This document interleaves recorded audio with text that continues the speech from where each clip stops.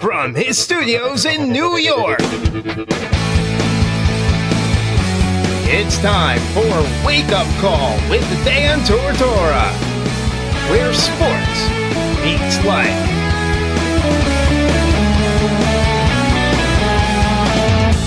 Here's your host, Dan Tortora. Welcome here to Wake Up Call with Dan Tortora on wakeupcalldt.com, your one-stop sports shop, and on mixlr.com/wakeupcalldt. Proud to have you here every Monday through Friday from 9 a.m. to 11 a.m.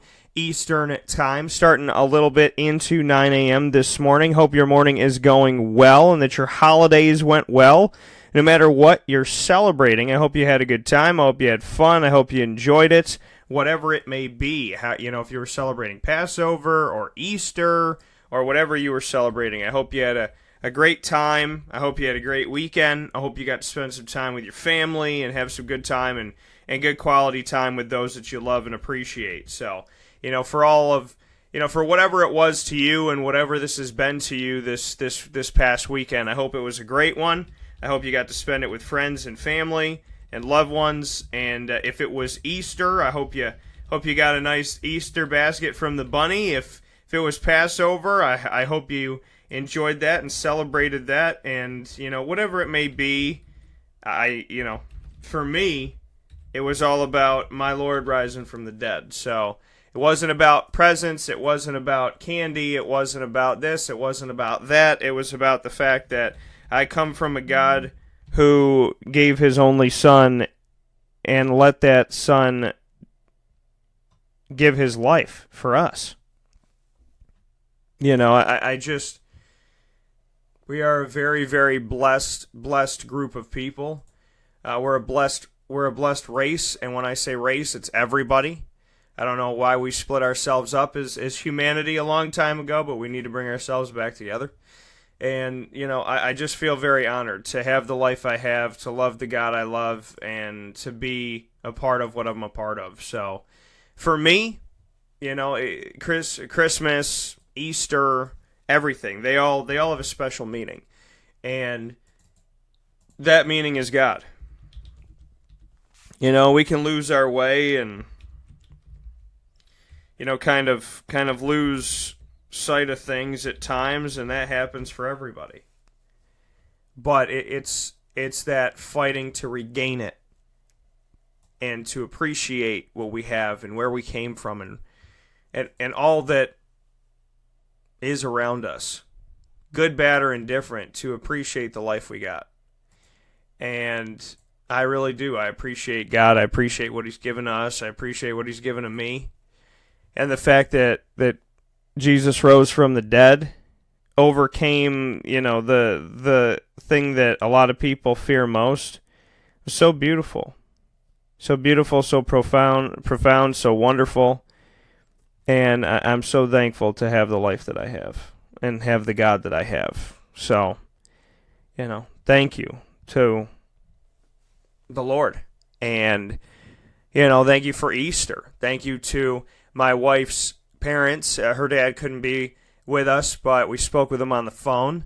To her mom, to Chuck, to her sister, to Grandpa, who treats me like his grandson, not grandson-in-law or this, that, and the other. I mean, he treats me like I'm his grandson, and I appreciate that so very much. And to my mom and to my dad. And it was crazy. Like, it was just my mom and my dad, because my grandparents have all passed on at this point. So it's weird to be like, oh, it was just my mom and my dad. But I really appreciated it, and I love them to pieces. And I had a really good time with my dad, and I had a lot of fun with my mom. And it was just good to have them both there and to have, the family together. So it was a good life. It was a good time. It was a lot of fun for us, and I appreciated it. So, to mom and to dad and to everybody from my wife's family. And, Grandpa's so cool. I called him while I was on the road. I called him while I was in Detroit. And he went to, the community place that they have and whatnot. And he was talking to his friends, and he was like, my grandson called me from the tournament, and I got to speak to him, and it was so cool, and that meant the world to me, that he felt involved and felt like appreciated, and that he was a part of something special. So and that he thought it was cool. I just wanted to call him because I miss my grandpa. So it's funny how that happens, how you, out of the goodness of your heart and the love that you have, want to talk to somebody, and it turns out that it means just as much, if not more, to them as well, to talk with them. So thank you to everybody that was with us for Easter, and to Grandpa. And it's my first Easter with my G-Mama in heaven, and I made it through without crying, G. But I miss you like crazy, and I love you, and thank you for making me the man that I am today. Thank you for making me the person that I am today. I love you, and I miss you like crazy. And with that being said, it's time to jump into what we have for you today on the show. I'm very excited. In just a moment or two, we're going to have Austin Morris come on to the show. Austin is no stranger. Him and I met with him playing for the Syracuse Strong outdoor team, semi-pro.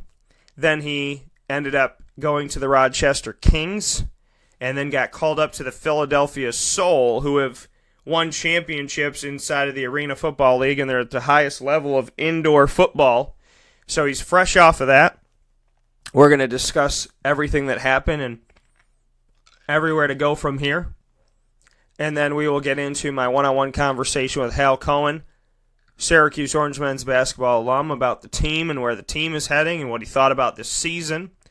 And then from there, we'll discuss the Final Four for the men and the women. The men play tonight in the championship game. The women just finished things up, and we're going to discuss how amazing that run was for Notre Dame in just a little while. So, with that being said, let's jump into the morning menu. Here on Wake Up Call with Dan Tortora, Monday through Friday from 9 a.m. to 11 a.m. Eastern Time. We like to start off the show by giving you our menu of topics. The morning menu, that is. Live now with the morning menu is Dan Tortora. The morning menu right here on Wake Up Call with Dan Tortora, as I said, is going to start out with Austin Ace Morris. Very happy to have Austin on the show, on the broadcast once again. No stranger to me, no stranger to Wake Up Call with Dan Tortora, and very proud of everything that he's done. We got to have a great conversation about it a couple days ago here, and I'm happy to share that conversation with you now live online on mixlr.com/wakeupcalldt. Very proud to do this. So with that being said, he's got a story to tell, and I'm happy that he's coming here to tell it. Austin, how you doing today? I'm doing fine. How are you doing, Dan? I'm doing well, and Austin, first and foremost, just bring me into it. Bring everybody listening into kind of what happened. You're playing for the Rochester Kings. Just bring me into how you got the Philadelphia Sou and just kind of everything that came from there. Well, right now we're heading into our third game in the season with the Rochester Kings. And we had a bye week, and, I've been sending out my film, and Philadelphia Sou, seen a little bit of it, and, they invited me into camp for a few days, about 4 days I was there. And it was a great, opportunity for me initially, and, I got to meet a lot of good talent and learn a lot about myself and my talent and things that I need to fix on and things I can do better. And just in general, it was a great opportunity for me to be out there and go from the American Arena League to the Arena Football League. And when you look at that, like you said, you were just sending your film out, trying to get it out there. You've had a couple games this season. I mean, you're always sending film out, doing things on your own, figuring out, being your own kind of promoter and agent and whatever to get the information out there. Just what you could say about that, because, you pushed and you tried and it worked and you got an opportunity and you got looked at. So just what you could say, because so many people are putting their film out and hoping that somebody sees it, be it if they're a high school player trying to get recruited or in your case, trying to play pro and move up a level and whatnot. Just what you could say about that, because people do it all the time. And, I'll have people send a message to me saying, hey, can you retweet my film and help me put my film out? You did it yourself, and it worked. So just what you could say on that. Yeah, a little thing about me. Even in high school, when I was coming out of high school trying to get into college, I wasn't really heavily recruited coming out of high school, and I sent out all my film, and I was emailing coaches in high school, and that's how I got into college. So I took that same scheme, that same plan, and I brought that with me after college, and started off as a semi-pro player with the Syracuse Strong. I knew that I had to find a way to get my name out there. So I was sending my film out, going on different types of tryouts, around the East Coast. And that's how I initially heard about the Rochester Kings. And I played with them the entire year last year, losing in the championship against the Vermont Bucks. We went 7-1, and the championship game was our only loss last year. So now coming into this season, we're 2 games in. I already have 5 sacks on the season. We're 2-0, ranked 4th in the nation in our league.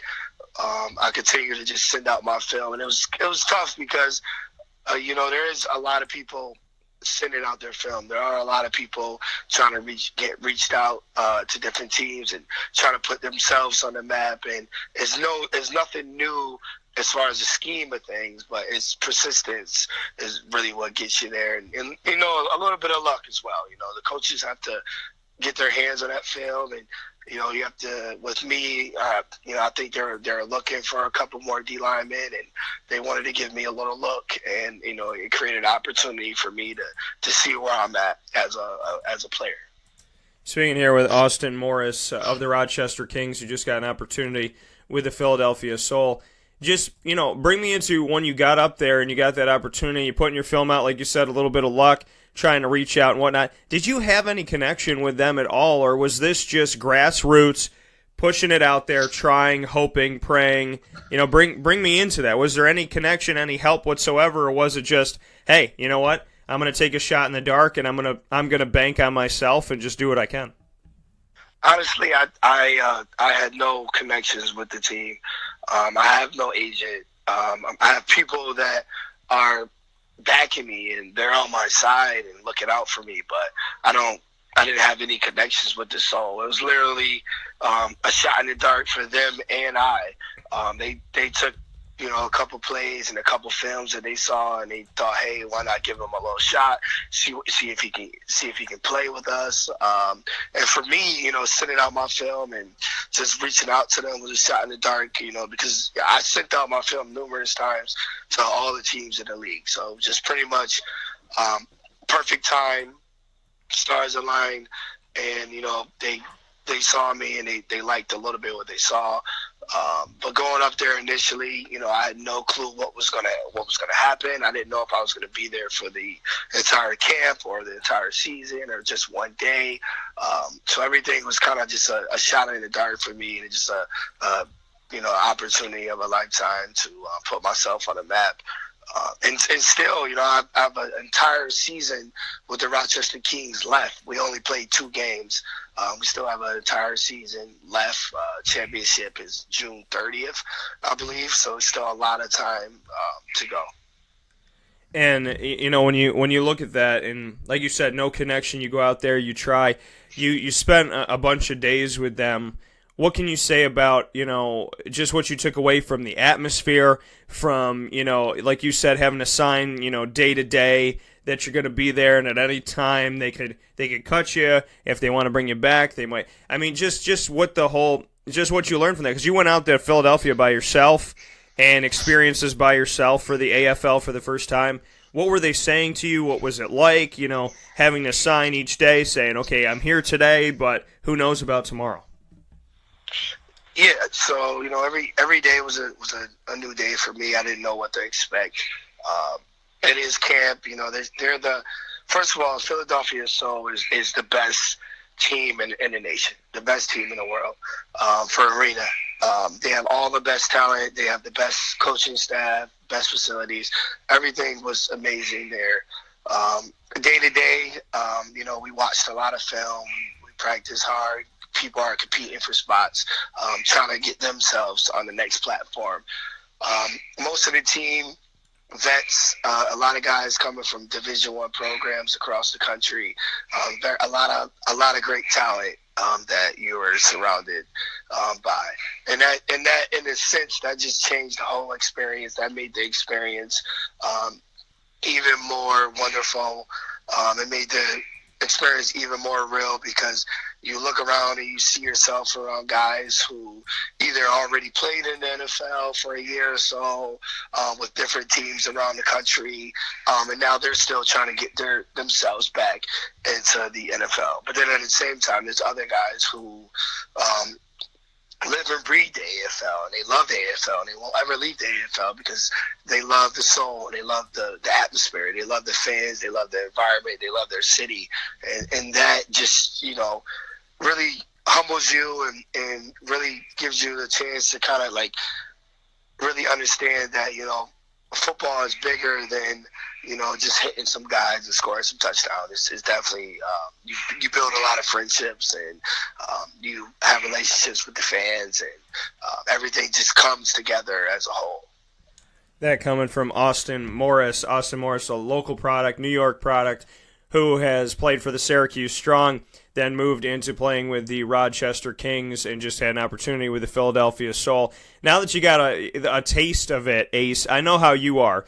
And, from the day that I met you, you were AFL, CFL, NFL, put stuff out there, tag them, let them know, whether it's an interview, like you and I would do an interview and you're like, put it out there, put film out there, let them know, let them see who I am on and off the field. You have been dreaming about this and pushing for this. Now that you've gotten a taste of it, bring me into where you're at right now, because you don't stop, you don't quit, and now God gave you a little sample of some of those things that you've been hoping for. Totally, Dan. And one of the biggest things that I take away from that experience was initially playing with the Rochester Kings. The talent level in the AAL is great talent across the league.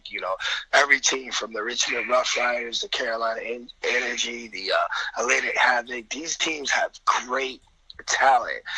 So my league is a great league.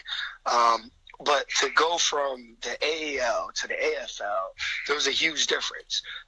So what I took out of that experience was the speed of the game is a lot faster than the AAL. Guys do everything the right way, like the details, the attention to details. It's just a sense of just urgency in the AFL that I realized. And waking up that morning, I still work, 50 hours a week. So waking up that morning, I initially was just going to work, and then I got the phone call, and my life changed, and I had to go to Philadelphia that night. So waking up thinking I'm just going to go to work and then end up playing in the AFL the next morning, it really woke me up, and it really caught me off guard. But at the same time, I knew it was a great opportunity. I had to step up, and I believe that I did a lot of good things, and I made some mistakes, but at the same time, I learned who I am. I learned what I need to work on, and I learned a lot of new things about myself that I can bring to the Rochester Kings to keep us going and, help us win the championship, and also to help myself out. Because, like you said, at the end of the day, the goal is still the NFL. The goal is still the CFL. And the goal is still the AFL. I would love to play in that league. I enjoy my experience there. And the things that I picked up there will propel me for the next few months. Training-wise, mindset-wise, attention to detail-wise, it's a lot that I realize now, and I would have never realized that if I didn't get that opportunity that the Sou gave me. And sometimes, I speak with some people, and they talk about, well, my son, he's 13 years old, and they have him still playing, JV, but he's a big guy, and it would be nice if he played varsity to see the speed of varsity. It's the same concept when you're going from the AEL to the AFL. It's where, nothing against the AEL, but compared to the AFL, it's like that 13-year-old kid going from, JV to varsity. And you're learning the speed, and you're learning the atmosphere, and you're playing against people who live and breathe this, and you kind of learn how to change your mindset. You learn how to work faster. You learn how to think faster, and it kind of puts yourself in an experience where, going forward, coming back to that JV level, you're going to look at it a little bit different. You're going to see things a lot quicker than what you did before. You're going to make reads a lot faster than what you did before. And also the strength of these guys is a lot different as well. So there's a lot of things that go into the difference. So it's definitely a great opportunity. And I plan on coming back to the AEL and, wreaking havoc and making a name for myself and continuing to show guys that it wasn't a fluke that I went to the AFL. It wasn't a fluke that I was up there, and I still am a very talented player. And, and to do that, like you said, to bet on yourself, to believe in yourself, to get up there and get that opportunity, and then, like you said, to come back and say it's not a fluke. This wasn't a strange occurrence that I got called up there and got that opportunity, and I have to show that, and I have to continue to work that way. Ace, for as long as I've known you, you've told me these are my dreams. This is what I want. There's so many people in the world that want that opportunity, that have that dream, that, when it comes to broadcasting, everybody thinks they can be a broadcaster, especially with social media. Everybody's breaking news. Everybody talks to recruits. Everybody this, everybody that, and they don't see everything that goes into it, and the consistency and the push and just everything that you do.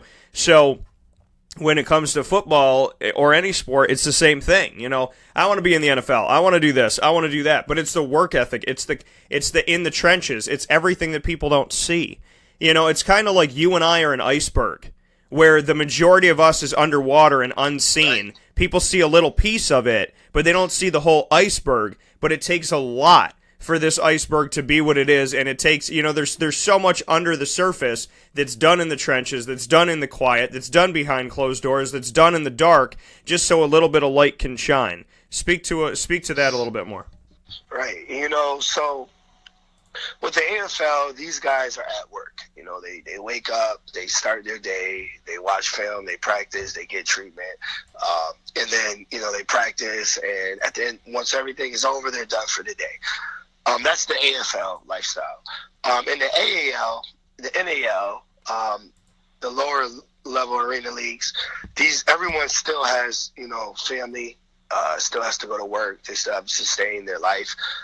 So when you talk about the iceberg metaphor, really, what people see is they see the pictures, they see the film.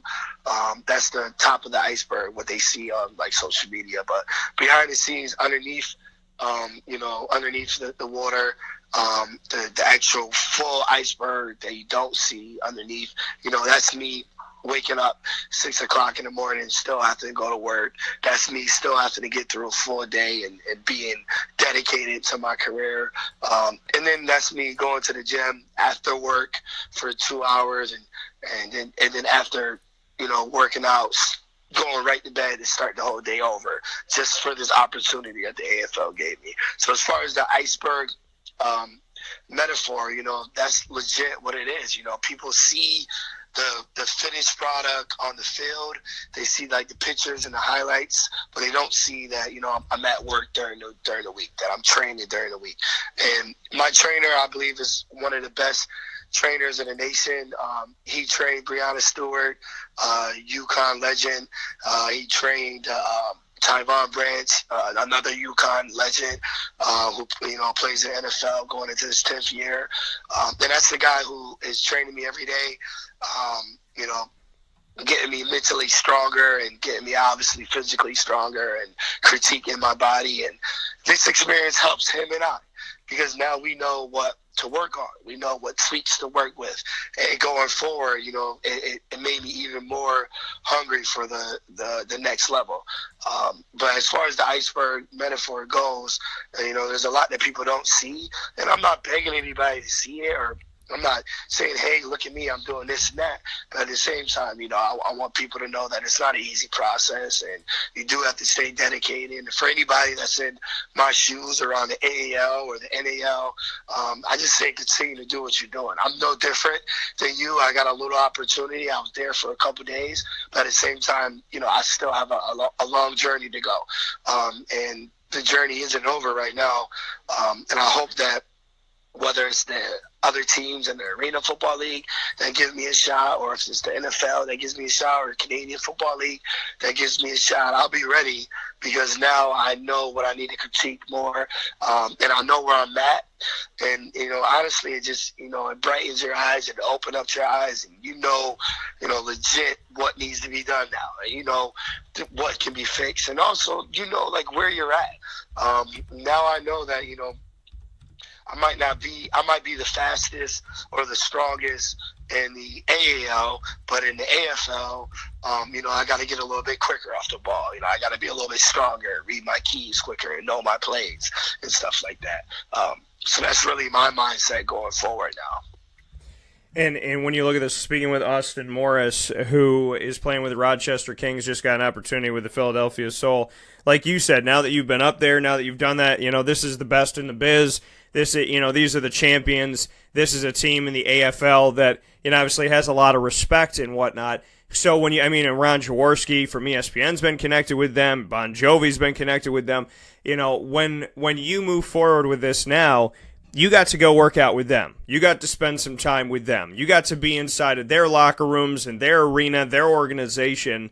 So, the rest of the AFL that didn't win a championship, they can look to you, and there's an opportunity there. So how do you kind of stay on top of this and keep pushing and keep plugging away, knowing that, you just got called up by the Sou, and if they're the best team out there, then obviously there's teams that are fighting to match them, and somebody like you who got a phone call, I feel like could have a good opportunity somewhere else. If you're getting called up to the king, so to speak, then some of the paupers in town, some of the farmers in town that need that help, that want to be king someday, might need to make that phone call. So how do you stay up on that and keep going with that? Just doing what I've been doing. Reaching out to people, connecting with people, talking with people, and explaining them, what I believe I could bring to the table. Breaking down the AFL doors has put me in a different mindset, I want to say it. And yeah, for so to speak, it has higher my stock, but I still have to improve. I still have to work. Owner of the Rochester Kings, he's a great guy, and he's by my side. And I believe he's reaching out to some teams, and it's up to other teams to do what they want to do. If they want to give me a shot as well, I hope to God they do. Then I'm going to be ready, and I know what to expect, and I'm still here training, critiquing everything. But like the grassroots campaign for myself is what I have to continue to do. And it's what is going to propel me going forward. And I believe I can bring a lot of talent and excitement to teams, but, I just got to get that opportunity. And I am hoping that those teams around the AFL, look at me, hey, let's give him a shot. Let's see what he can do. But at the same time, now that I'm back with the Kings, my mindset is to win a championship with the Kings. And hopefully, that would, put me, out there even more once we win that championship. But it's still a long journey. It's still a lot to go on. I still have to, focus on my job, focus on my relationship, focus on, training and my family and everything. So, it's still a lot going on around me, but the mindset is still there. But at the end of the day, Dan, I started off a semi-pro guy. And for all those semi-pro players that's listening around the nation right now, it's not over just because you're at semi-pro. If you want to go to the next level, it's doable. And it's up to you to whether you're going to work or not. And with me, when I was playing with them, Syracuse Strong, we won the championship the first 2 years. I was the MVP the first year. And my mindset was I have to go to the next level. I have to go to the next level. And then with the Kings, you know, my mindset was I have to go to the next level. I have to go to the next level. And then we went to the championship and we lost. My second year now with them 2 games in, that's still my same mindset. So going forward, same work ethic, but actually not same work ethic. I'm actually going to go a lot harder now that I saw what I need to do, what I need to do better, where I need to be. But the mindset is still the same. I have to reach out to people. I have to do what I got to do for people to understand that, you know, I'm serious about this. And for teams to take me serious, and hopefully, you know, playing with the Soul for a few days, you know, we'll let other teams around the league know, well, hey, he could have got cut the first day. Whether the Philadelphia Sou needed me just for those couple of days to help out their players, you know, get ready for the championship, whatever their mindset was, I was still there. And, you know, I hope that, you know, Philadelphia Sou continues to, you know, keep me, you know, on their radar because I plan on continuing to work and get better. And I know they have a long season ahead of them. So, you know, I would love to be a part of that. But at the same time, I'm a free agent and, you know, I'm available and I'm ready to, you know, bring my talents to other teams around the nation. But, you know, it all starts with, you know, me waking up every morning ready to get it. That coming from Austin Morris, it starts off every single morning with simply waking up to go get it. You got to have the mindset. You have to have the belief. You got to have the faith. And then you got to go out and do everything you can on your side. You know, people make that notion God meets you halfway. Well, in order to win the lottery, can't just tell God you want to win the lottery. You got to buy a ticket. You can't tell God you want to be in the NFL, the CFL, the AFL. You got to go to work, get in the trenches. You have to train. You have to lift. You have to know your playbook. You have to do all the little things to meet God halfway on that road. And sometimes he comes a little bit farther. A lot of the times he does that. But he wants to see you push. He wants to see you fight. He wants to see you get there. And I always said to God, put me on the path I'm supposed to be on. I don't want to spend time on something that I'm not supposed to do. If I wasn't supposed to be a broadcaster, I was like, hey, I love doing this thing, but if there's something else out there for me, send me there. I don't want to waste time. And you push and you hope and you believe and you do everything you possibly can do. And so now I'm sitting here 15 years later and almost half that time in my own chair with my own company talking to a guy like Ace who, when he met me, said, Dan, this is what I want. He shook my hand. He said, so nice to meet you. I went and talked with the Syracuse Strong. And after speaking with them, he was one of those guys that I looked at, and I didn't know, is he listening? Is he not listening? Does he feel what I'm saying? Does he appreciate what I'm saying? And after that, he came over. He shook my hand. He said, thank you. That meant something to me. And out of everybody I talked to, I remember Ace because of his shaking of my hand, him coming over, him saying, thank you. This means something. Whatever I can do. I appreciate you being here. And then we stayed in touch. And then the first ever studio interview that we did was with Ace Morris. And then after that, the Rochester Kings and having Ace tell me, hey, man, you know, this is going on, and I'm really pumped about it, to, you know, crazy things that happened, to calling 911 about something that happened at a gas station and having the woman on the phone, she's like, oh, you interviewed my son, Ace. She's like, oh, I love that. And I was like, this is on recording. This is great. To, you know, and craziest thing in the world, you know, and what I'm doing to have somebody to call a 911 line or so, you know, it's just something crazy, and have somebody go, oh, I know who you are, Dan Tortora. Yeah, you interviewed a, and it was so cool to, you know, what you did with Rochester, to then getting the text message from Ace saying, hey, there's this Philadelphia Sou thing going on, and I want to talk to you about it. And I want to come to you about it. I mean, Ace, if I didn't speak that day to the Strong, and you didn't come up to me and shake my hand and tell me that my words meant something to you, we wouldn't be here today. So I think that I owe you the biggest thank you for saying hello that day, so that years later we have this time. Wow. Yeah. Hey, Dan, that sounds amazing to me. You know, the first time we met was I was wet behind the ears. I was super hungry playing with the semi-pro Syracuse Strong team. And when you came in and you spoke with us, I saw somebody that was on his own path and on the same path that I was trying to get into.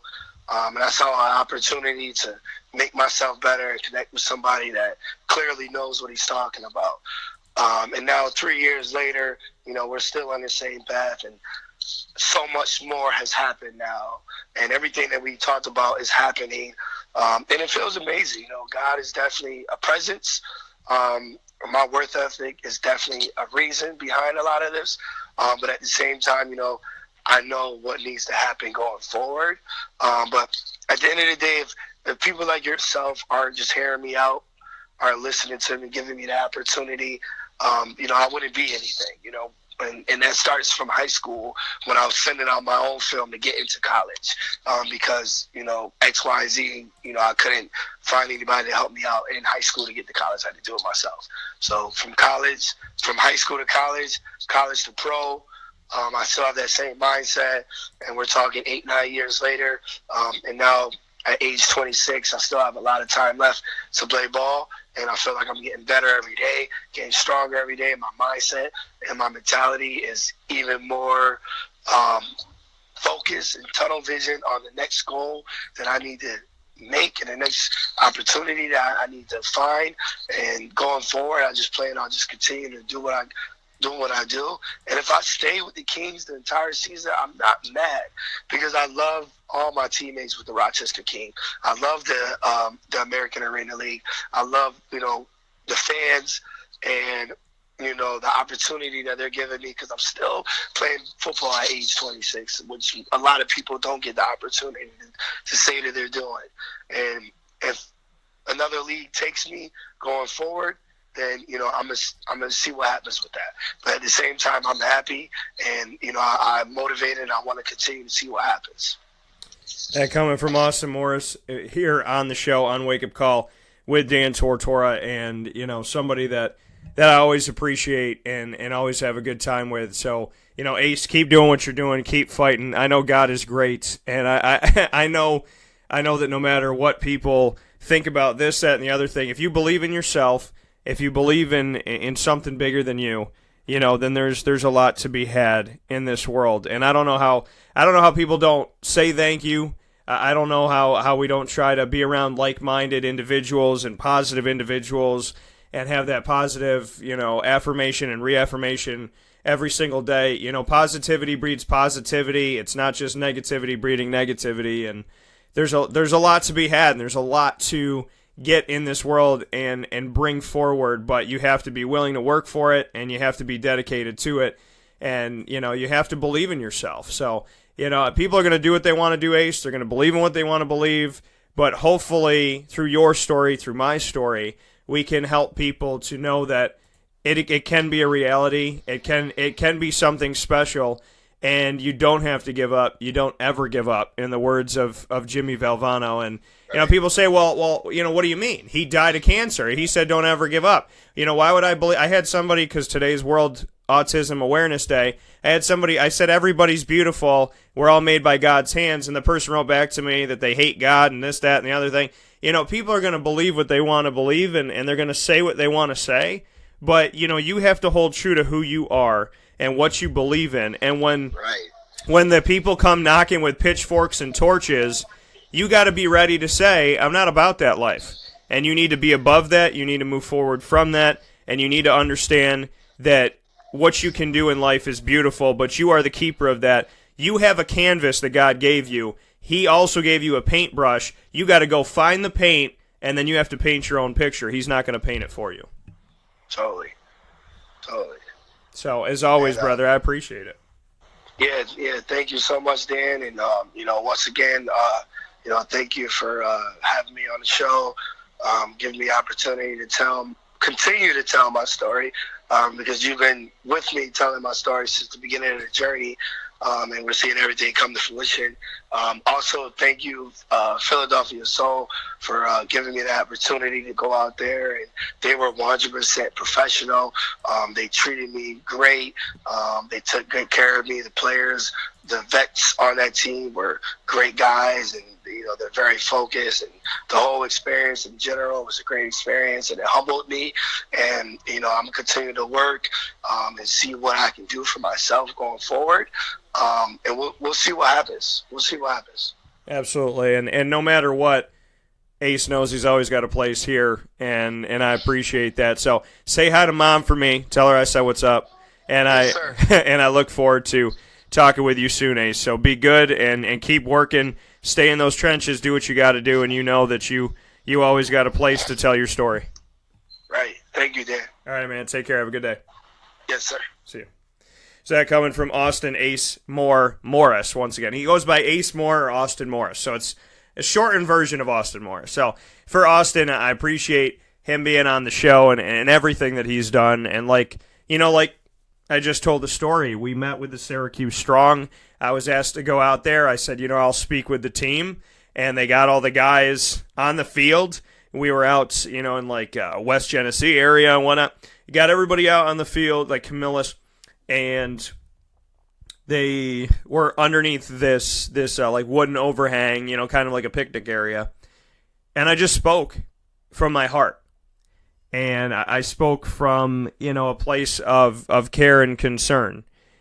And Ace was there, and he heard me speak, and I tried to speak from the heart. And when I finished my speech, I'm like, I hope that it landed with some people. I hope that it meant something to somebody. And it was weird. He was sitting kind of sideways, and he was sitting on top of one of the picnic tables, and he had his feet like on the, where you normally sit on the picnic table. He was turned kind of sideways, and he looked at me, and he looked down, and he looked at me, and I just remember seeing him. And I remember, when I try to look around the room and look at everybody, it's part of good public speaking is to engage everyone and to let them know that you're looking at them and that you appreciate them and you thank them for being there, and with just a subtle look. And I kept finding my way back to Ace and just wondering if I moved him. And I feel like he did something, like he was kind of just like nodding his head or something connected or looked like it connected. And I was like, well, if I got to one person, then, that means something. And he did. He came up to me afterward, and I just remember we shook hands, and he was like, what you said really meant something to me. And he said something back to me. He's like, you said this, he said, you said this, and that really resonated with me, and thank you, and I appreciate it, and thank you for being here. And then it's like, fast forward a bunch of years, and here we are. And it's crazy, We've known each other for like 4 or 5 years now, and I just think about the things we've gotten to do together. Like I said, in my studio, he was the first broadcast interview from in there. We shot a video together, a couple videos, interviewing him and what he could say about his dreams and his aspirations, to Rochester telling me last season, I'm going to be with the Kings, to, calling me up and saying, Dan, I'm with the Philadelphia Sou. I want you to be the person that tells my story. I want this to be something that I get to share together with you. And it does. I mean, it's like they say that brother from another mother, that you don't have to be the same blood. And, I mean, that's the truth of it all. I mean, something that I did took to him, and something he did took to me. And anytime Austin is around, I want to help him out. I want to be there. And he's been that way with me. I mean, he comes to me and is like, Dan, I want you to be the guy to tell my story. I want you to do this. And when you hear that, it makes you feel like something you did in life came back to you tenfold in a very positive way. And, Ace doesn't have to make the NFL for me to love him and respect him. He doesn't have to make the CFL. He doesn't have to stick in the AFL for me to love and respect him. I'm going to love and respect a man for his fight. There's people that will always love you for the destination. They will always love you for the jersey you put on. They will always love you once you make it. But it's the people that love you when you try to make it, when you're thinking you can make it, when you're working in the trenches to make it. That's the trueness. And he's always been there for me, whether I have one listener or a million, he's always been there. So whether he is on a team that's in the highest league or he's working to get whatever it may be, I'm going to be around. Because Ace's fight is the story. It's not where he ends up. It's the fight. It's the fact that he works a full-time job and plays football and always banked on himself. Banked on himself in college. Had to find a way through that. Navigate through that. Figure that out. And then get to the Strong and show them that he could do something when there wasn't a lot of tape out there. And then to move on from there to Rochester, and Rochester to give him a chance. And then Philadelphia to call him up, and Philadelphia is this behemoth inside of the Arena Football League. So that's his story. But his story isn't done. And I would venture to say that when him and I are older, in 80s, 70s, whatever, his story still won't be done. And my story won't be done. So I thank and I appreciate moments like that, because it's moments like that and it's people like him that make you take a step back in life and really appreciate things and not take things for granted.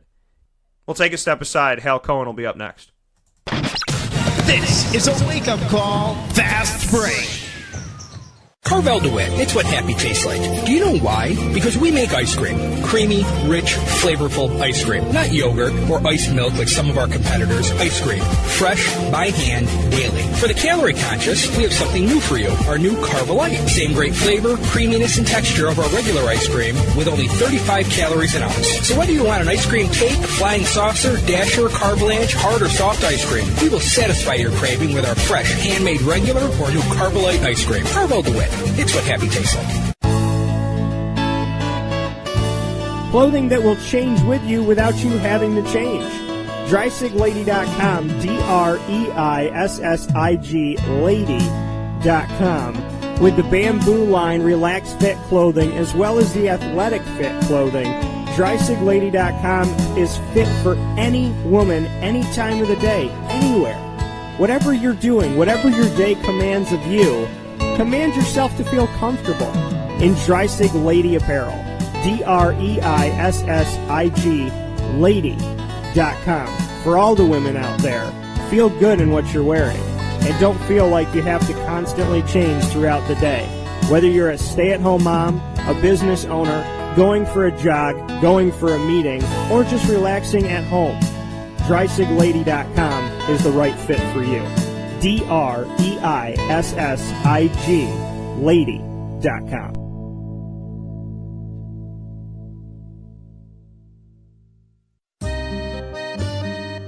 This is Lawrence Papaleo, licensed real estate salesperson for Gilbo Realty.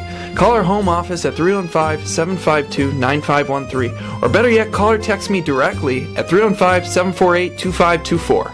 Let me ask you a question, Lawrence. If I needed you to help me buy a house, find the right place, could you help me do that? Joe, I'll help you find your dream home. You don't ever say my name on the radio, never. If I needed to sell a house, could you help me go about that the right way? Yes, I can. How do they get a hold of you? Call me directly at 315-748-2524. But you also do the commercial property. So if I got a business, couple businesses, got to take one here, move it over there, do this, do that, are you going to help me buy and sell my commercial property also? Yes, sir. I like that. What's my name again? I have no idea. Absolutely, but they need to know your name, so give it one more time. This is Lawrence Papaleo, licensed real estate salesperson for Gilbo Realty. My phone number is 315-748-2524. Why don't you tell them your name one more time and that number so we can jot it down? This is Lawrence Papaleo. Call me or text me directly at 315-748-2524. This is Jimmer Sikowski, owner-operator of Chick-fil-A Cicero, 7916 Brewerton Road in Cicero, right in front of the Home Depot. I had a deep feeling that God wanted me to do something bigger with my life and to help people, help others. I kept putting Chick-fil-A in my life, and I realized as I was going through the franchise selection process that positively impacting the lives of others was really core to what we do here at Chick-fil-A. First of all, it starts with the food. The food is brought in fresh daily. We bring in local produce. We prepare to order in the kitchen. We hand bread our chicken. We hand spin our milkshakes. It's great food. It doesn't taste like fast food. I think the second thing is the way people feel when they come in a Chick-fil-A restaurant. It's different. We try to treat people with intentional kindness here. which is very different and deeper than good customer service. And so I think it feels remarkable for most people to come in a Chick-fil-A restaurant. And then lastly, the impact that we try to have in the community is very different. It's a big part of the expectation of every operator of a Chick-fil-A restaurant is that they're actively engaged in their community, they're a leader in the community, and they're making a difference. When they realize that what we're striving to do is to shine a little light in their life, that's a very, very different experience than you will have in any other quick service restaurant. And it's that remarkable experience that I think people will emotionally connect with.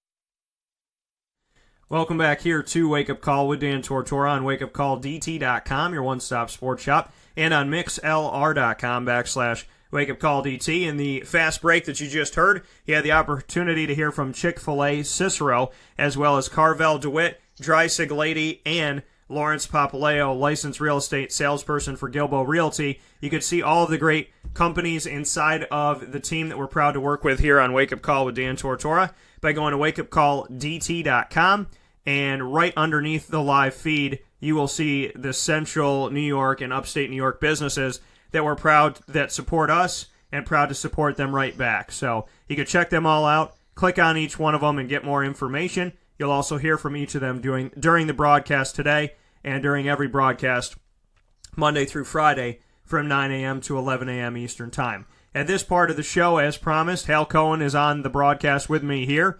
Hal had made a joke during the ACC tournament that he'd love to be on the show more, but he just can't. He can't get that time slot because Sonny Spira keeps taking it.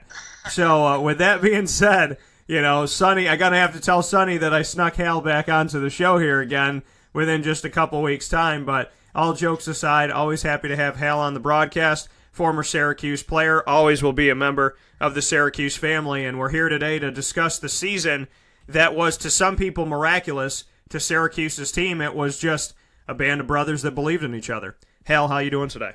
Very good. Thanks for having me. I was surprised Sonny wasn't on this double sessions or something. But, yeah. Sonny's... it's been great. I really enjoyed this season. As I said before, it's been a family affair. We've followed as fans and followed as a family, and we've enjoyed this season as much as any other season. Yeah, and maybe some more because of how much they accomplished. And when they do what they do, you're speaking here with Hal Cohen. What this team wasn't given a lot of credit. There were times where they struggled, and I kind of looked at it and said this team can go either way. They can either fall down or they could get back up. But the one thing that I saw about this team that I've said repeatedly on the show, and I want to get your thoughts on it, is that no matter what happened, win, lose, or draw, close game or a game that, was where they lost by 15 or 16 or whatever, this team never blamed each other, never pointed fingers at one another. If they pointed fingers anywhere this season, it was back to themselves.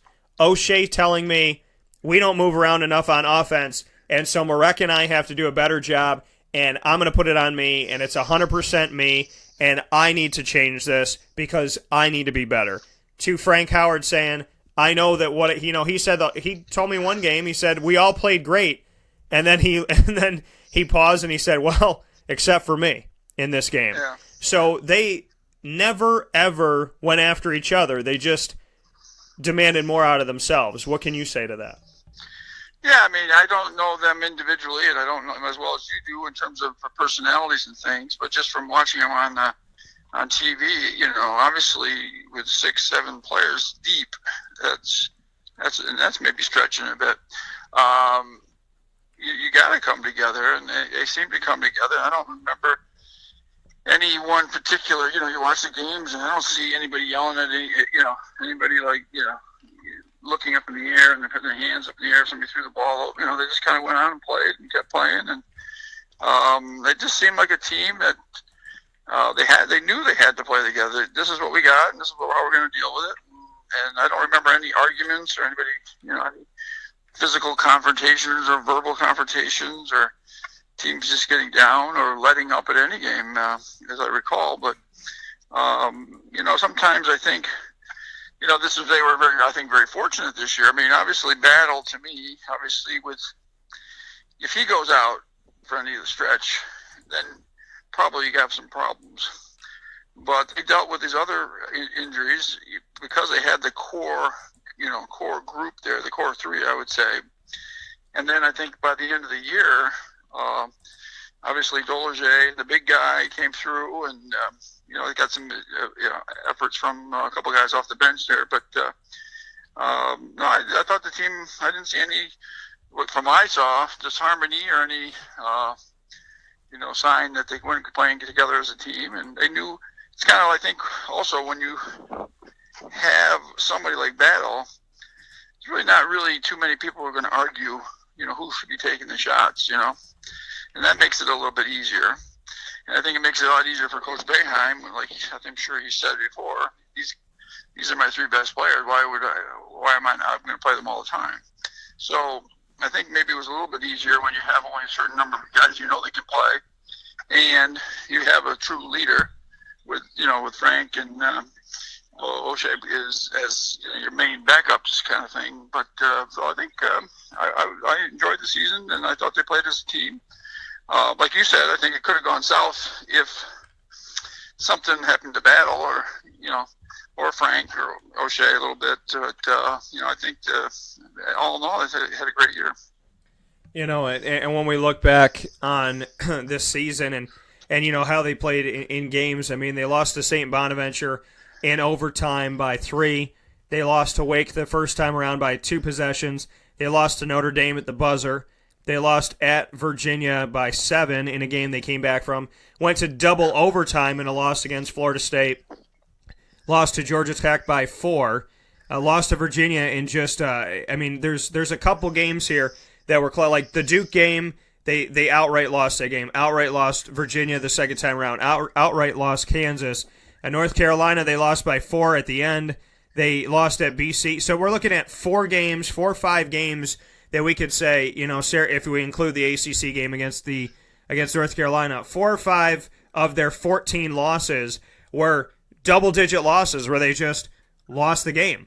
Outside of that, they're playing these close games where they're winning by 4, losing by 4, winning by 5, losing by 5. I mean, this is a team, and what I'm trying to say is, through 37 games played this season, I can only pinpoint 4 or 5 that Syracuse wasn't in of 37 games. And I think that, if I said that statistic to anybody as a prediction going into the year, they would have thought I was crazy. Yeah. And I think also the way they had to play, or the way they do play, is a lot of, Battle and Howard and O'Shea penetrating and getting to the basket or making a play, which is very, very difficult to do. That's pretty rare that you can have 3 guys kind of really make a play, and that's your offense. And a lot of teams have all sorts of shooters, all sorts of big men who can make plays and make some easy baskets, but there's a lot of hard work to stay in these games, and the way they play and the way they battle, especially in the NCAA tournament, was kind of typical of how they played. But I think one thing about that is they got the help from Dolage, and the big guy got better. So in terms of looking forward, I think depending on who stays around, you probably know better who's coming back and who's not coming back, but they had to battle in a way that is very difficult to make plays. I know if I was playing, I don't think I ever made a basket, going one-on-one against somebody and then pulling up and making a shot, especially under pressure like these guys have done, it's pretty amazing that how much they accomplished with the team that they had. Yeah, absolutely. And speaking here with Hal Cohen, Syracuse Orange men's basketball alum. Hal, like you said, who's staying, who's going. People worry about Tyus Battle, and they worried about O'Shea. O'Shea said something to me that I thought was pretty profound and pretty amazing and showed a lot of maturity for a young guy. And that's when I said to him, after the ACC tournament, kind of like, what's on your minds with, your future? And I know people are going to ask you, are you staying, are you going? Like, does that even come across your mind at all? And And he said to me, he responded to me, he said, Dan, he goes, I'm not thinking about any of that. And he just kind of laughed. And then, after the Duke game, I said, what can you say about leadership and Frank and Tyus and kind of just what you took away? And he said, they taught me how to be a leader. They taught me what I needed to know. I came in here as a freshman who was, obviously going to make mistakes and not know everything of what's going on. And he's like, I learned so much from them, and now I want to be that for other people. I want to be that leader. Now, after being a freshman myself, I can have these freshmen come in. I can teach them. I can help them. I can try and pay it forward. And I thought that was profound when everybody's like, oh, is he going to the NBA or not? And I was like, well, him and I just spent a long amount of time just speaking on leadership, and how excited. I mean, after this Duke loss, which is heartbreaking, he was excited about next year and being able to pay it forward and being able to be the guy that can say, if you guys mess up, I already did that. Here's how I can help you. Yeah. Well, obviously, times have changed.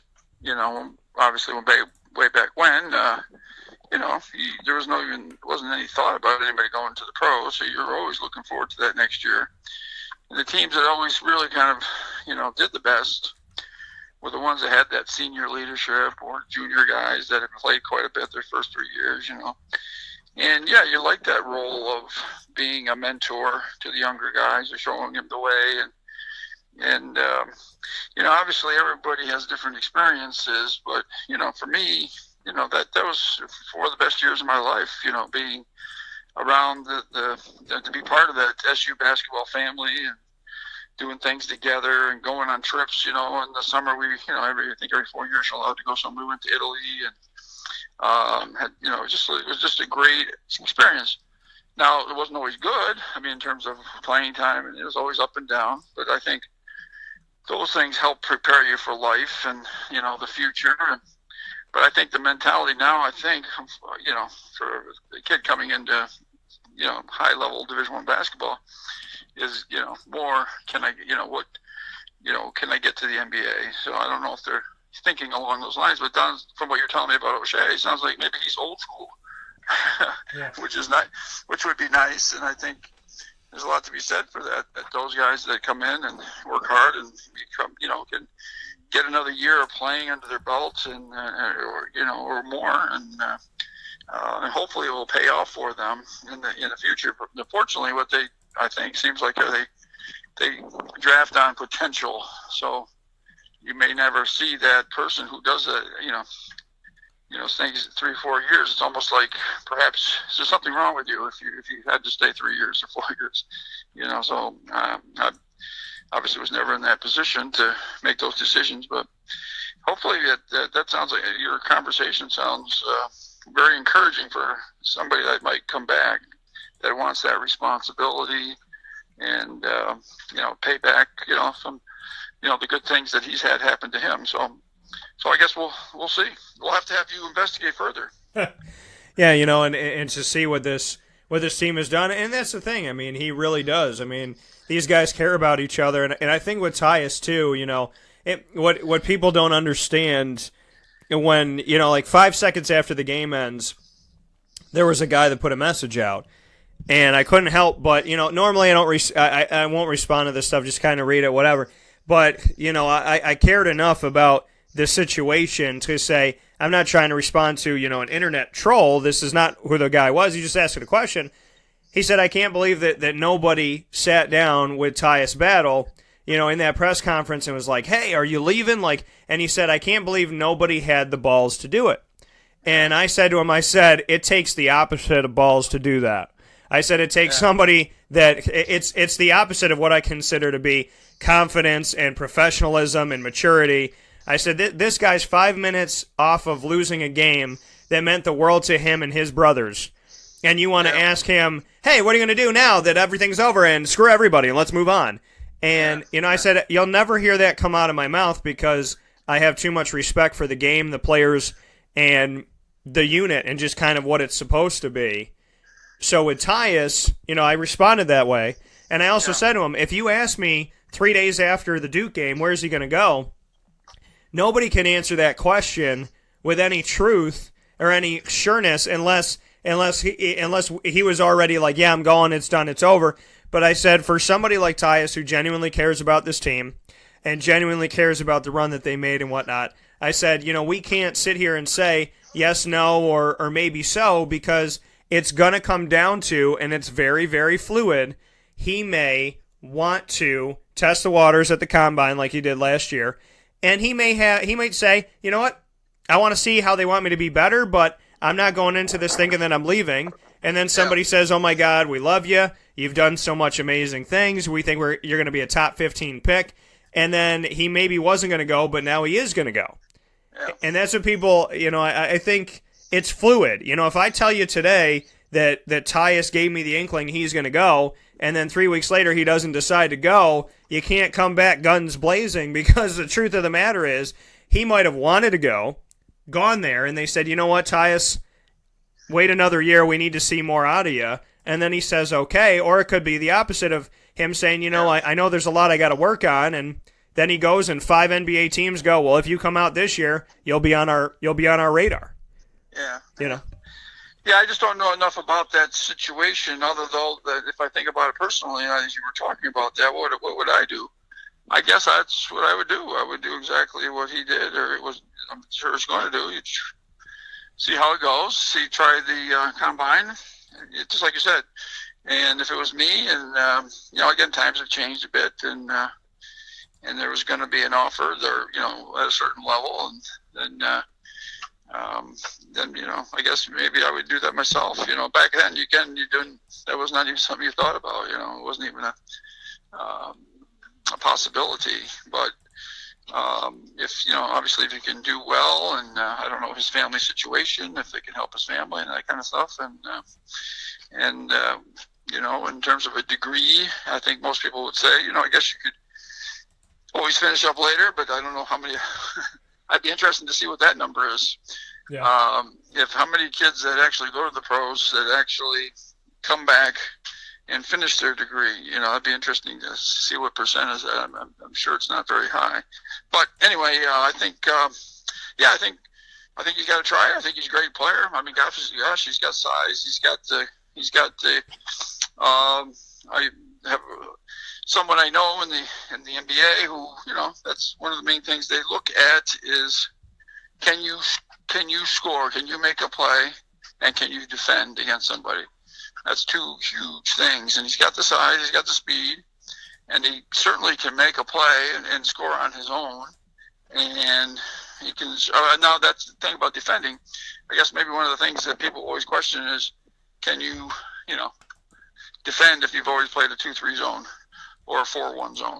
What do we play? 4-1? Is it a 4-1? 2-3. Seems like a 4-1 to me. Yeah, 4 guys on the 3-point line. Yeah, it shifts. It's a 2-3 that has nuances of man-to-man, 3-2, and it's kind of ever evolved. It's funny.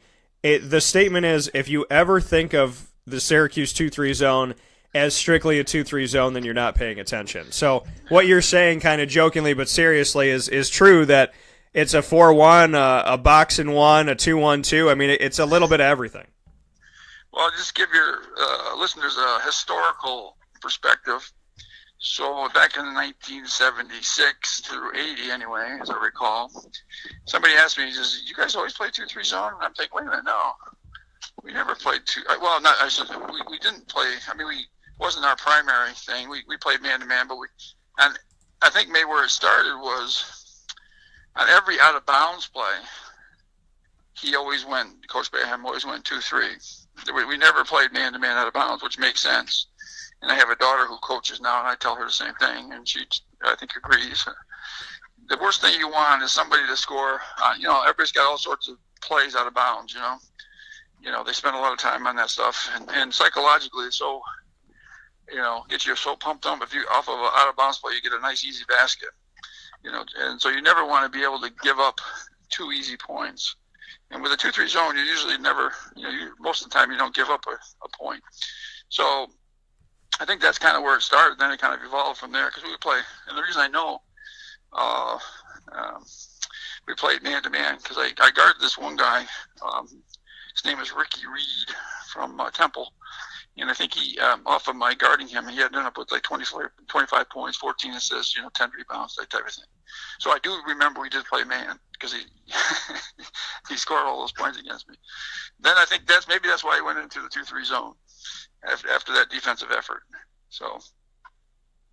Yeah, and it's funny, like you said, when you look back on those things, and when they say, did you always play 2-3 zone? And you're like, no, there were times where we didn't, and you play man-to-man and different things that Jim Boeheim will put in. But, the staff, Adrian Autry, Alan Griffin, Jerry McNamara, Boeheim himself, it's not a traditional 2-3 zone. And I just shot a video with Katie Kalinske, who's been on the team for 7 years and is moving forward, and that'll come out this week, and she said, she's like, the zone 7 years ago when I came onto the staff is not the same zone that we run now.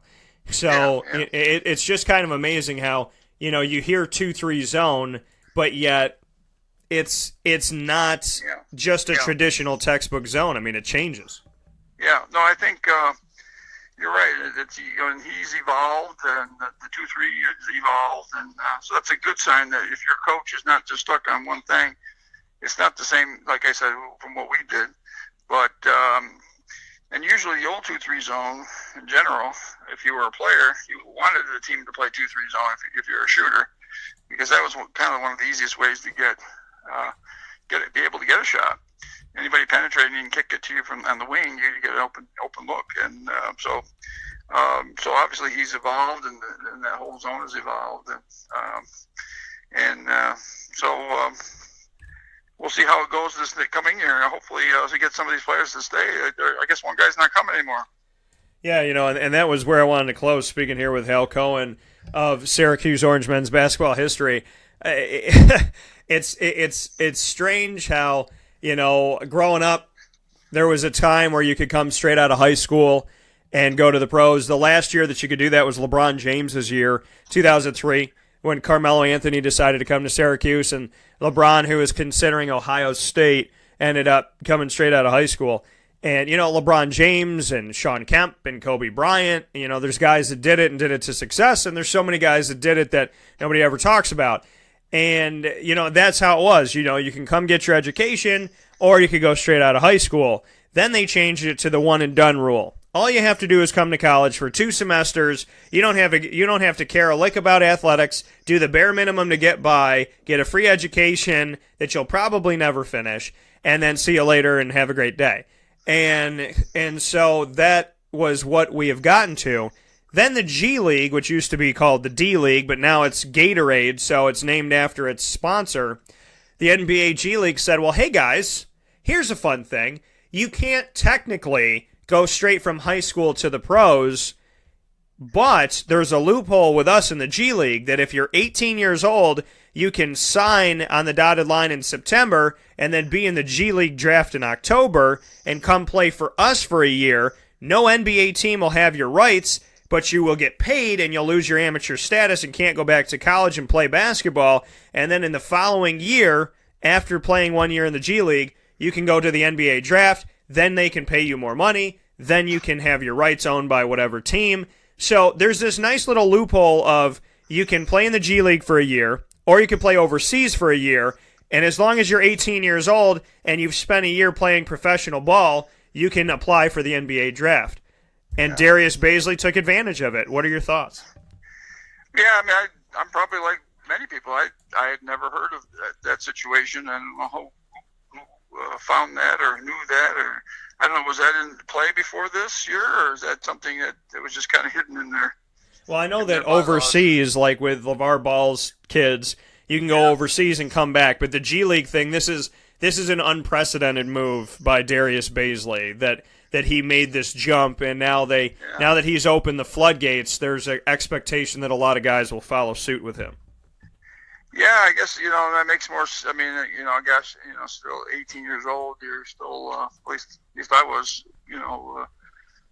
afraid to go away from home too far, so going over to Europe and something like that for a year probably wouldn't have been too appealing.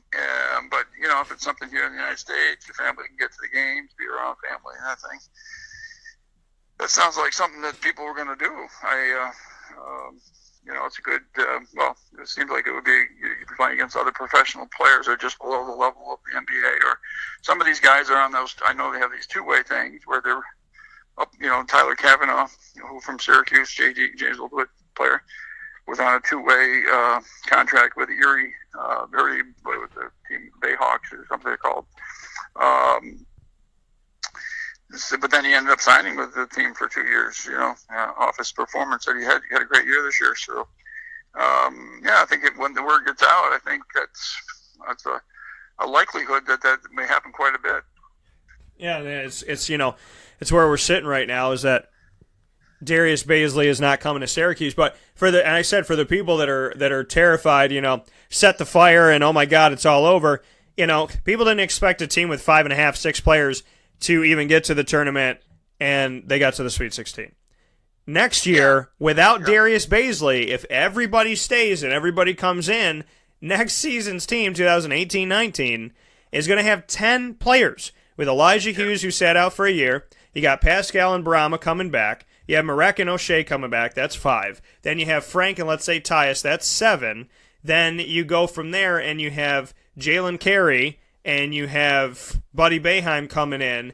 And so, you're looking at a team that already has all of this to come on to and be a part of. And Boeheim doesn't go that deep. He's not going to go, he doesn't typically go 9 or 10 guys, but he'll have the opportunity to do so next season when you look at everything that can be back on this team. And like I said, going down the line, Frank Howard will be a senior. Pascal will be a redshirt senior. Battle will be a junior. Brahma will be a sophomore. O'Shea will be a sophomore. Howard Washington Jr. will be a sophomore. Marek Dolezaj will be a sophomore. Elijah Hughes will have 3 seasons left, so technically will be a sophomore. And then Buddy and Jalen, you have 10 players with depth at every position without Darius Bazley. And they didn't have depth pretty much anywhere this year. So, when people kind of freak out that Darius isn't coming, so it's going to be the demise of Syracuse, I would venture to say those people maybe didn't watch this season. Yeah, no, I agree. And then I think, to me, it would be, obviously, to everybody, the key would be Battle. If he comes back, that'd be, I think, a top 5 team. If he comes back in the way that Chukwu and Dolezaj really improved over the last, few games here. This could be a very, unbelievable team. And I saw Coach Boeheim's son play in high school, and he's a very, very good player. So he can shoot it, but he knows the game. And so I'm not sure about these other players. I'm sure they're all very good. But no, I agree with you, and I think that it looks very exciting. Now, if Battle doesn't stay, then I still think it could be very, very good. And somebody will just have to pick up that ability to score, and maybe that's O'Shea, picking up the scoring, and so I think there's still going to be. I was still taking a top 10 team to me, Yeah. And I'm really looking forward to it. Yeah, I understand it. I think that this team definitely has. When they're counted out for whatever reason, I don't know if this happened with you back in the day as well, Hal, but when Syracuse is counted out, they seem to play better. So when fans are like, oh, we're not ranked in the top 25, we're not number 1, why aren't we number 5, why are we number 10, why is Duke ahead of us? I always tell people, I'm like, listen, you want to be disrespected, you want to have that chip on your shoulder because Syracuse always seems to play better when people count them out. So when I see them not ranked or ranked lower than they should be and whatnot, I tell people all the time, I'm listening, 10 seed, 11 seed, 3 seed, doesn't matter. Let Syracuse be the team that people don't have high expectations of because that's when they make everybody pay for it. Yeah. I guess going if you want historic perspective. Yeah, we never played. Every year we would play, 3 or 4 teams in the top 25, let's say, and we were more local. We play St. Bonaventure and Canisius and Siena and a lot of those teams. So you never had the day-to-day ability to play a top 25 team to actually get, to if you weren't in the top 25, we have 5 opportunities in a couple of weeks' time. Play at Duke or play North Carolina, you knock off one of them and you move right up. Or if you were with us, if you want to big game, then if you won a big game, then you were going to stay there for a while because you weren't going to play another top team, for a while. So, that's. Go ahead.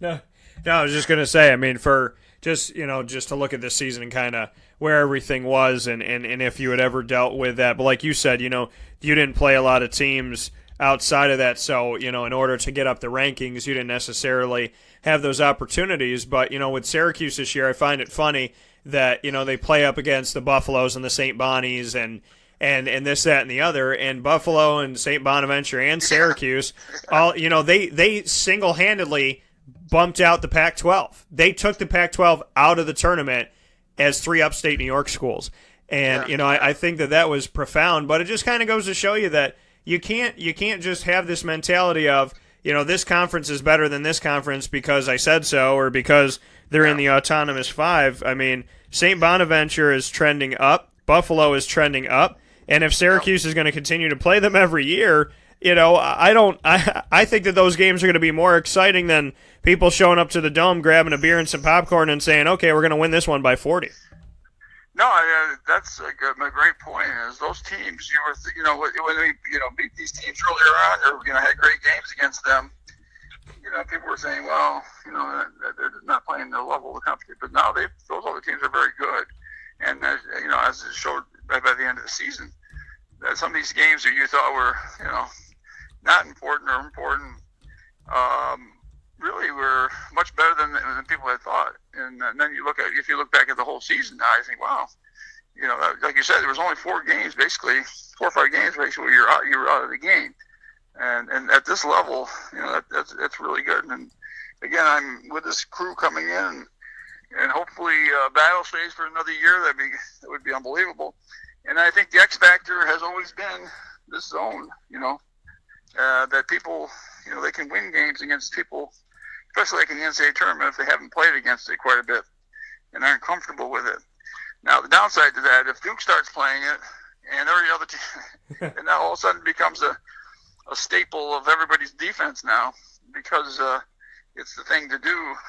I think when one team does it, everybody's kind of it's a kind of a fluke thing. But now if Duke does it and now somebody else starts doing it, so now if you're in the ACC and all of a sudden you're playing Syracuse twice or Duke twice, and 2 or 3 other teams do it. So now you're going to be starting from day one as a team playing against Syracuse, practicing against that. And I know it's not the same as obviously when it's live like that, but if you practice long enough, if you from whatever the season starts now, October something, but if the other team start practicing day one, at least 10 minutes or whatever time it takes for practice against that, knowing you're not even going to play them for another 3 months, then that maybe changes things a little bit. So, but out of conference, teams aren't going to be doing, unless they start playing zone as well, but that may take a little longer. Yeah, it's going to be interesting to see what teams start to do, as obviously Duke has switched to that zone, and now Duke is getting some conversation and some accolades and whatnot for what they're trying to do. So with that being said, that coming from Hal Cohen, Hal, you could tell Sonny that I let you be the man of the hour, so you can let him know that I put you there. But as always, sir, I appreciate you being a part of the show. I hope to get to meet you in person someday. We've had these great conversations on the phone, so hopefully we can sit down and enjoy a cup of coffee or something. But as always, I really do appreciate your time. Yeah, because there's a couple of 3rd and 4th grade games I got to tell you about that were really good. I got to really break it down, go back in time. And I look forward to meeting you sometime. Absolutely, Hal. I look forward to talking with you. Have a good day. See ya. Take care. That coming from Hal Cohen once again, Syracuse Orange men's basketball alum, and a big part of the show here in the second hour. We'll take a step aside. We'll come back in just a moment to speak on the women's Final Four and championship game and the men's Final Four and upcoming championship game. We're jumping back in the tourney for all those broken brackets everywhere, and for everybody that thought that nobody could win the women's tournament except for UConn. Well, somebody had something to say about that. We'll talk about that in just a moment. This is a wake-up call, Fast Break.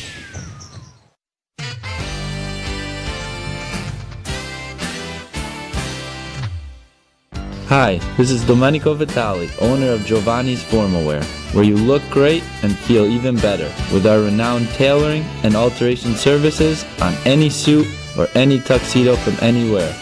Call 315-455-8729. That's 315-455-8729. Stop in locally on Route 11 in North Syracuse, next to the Ponderosa Plaza, where you can choose your style, get fitted, and tailored, all at Giovanni's Formal Wear.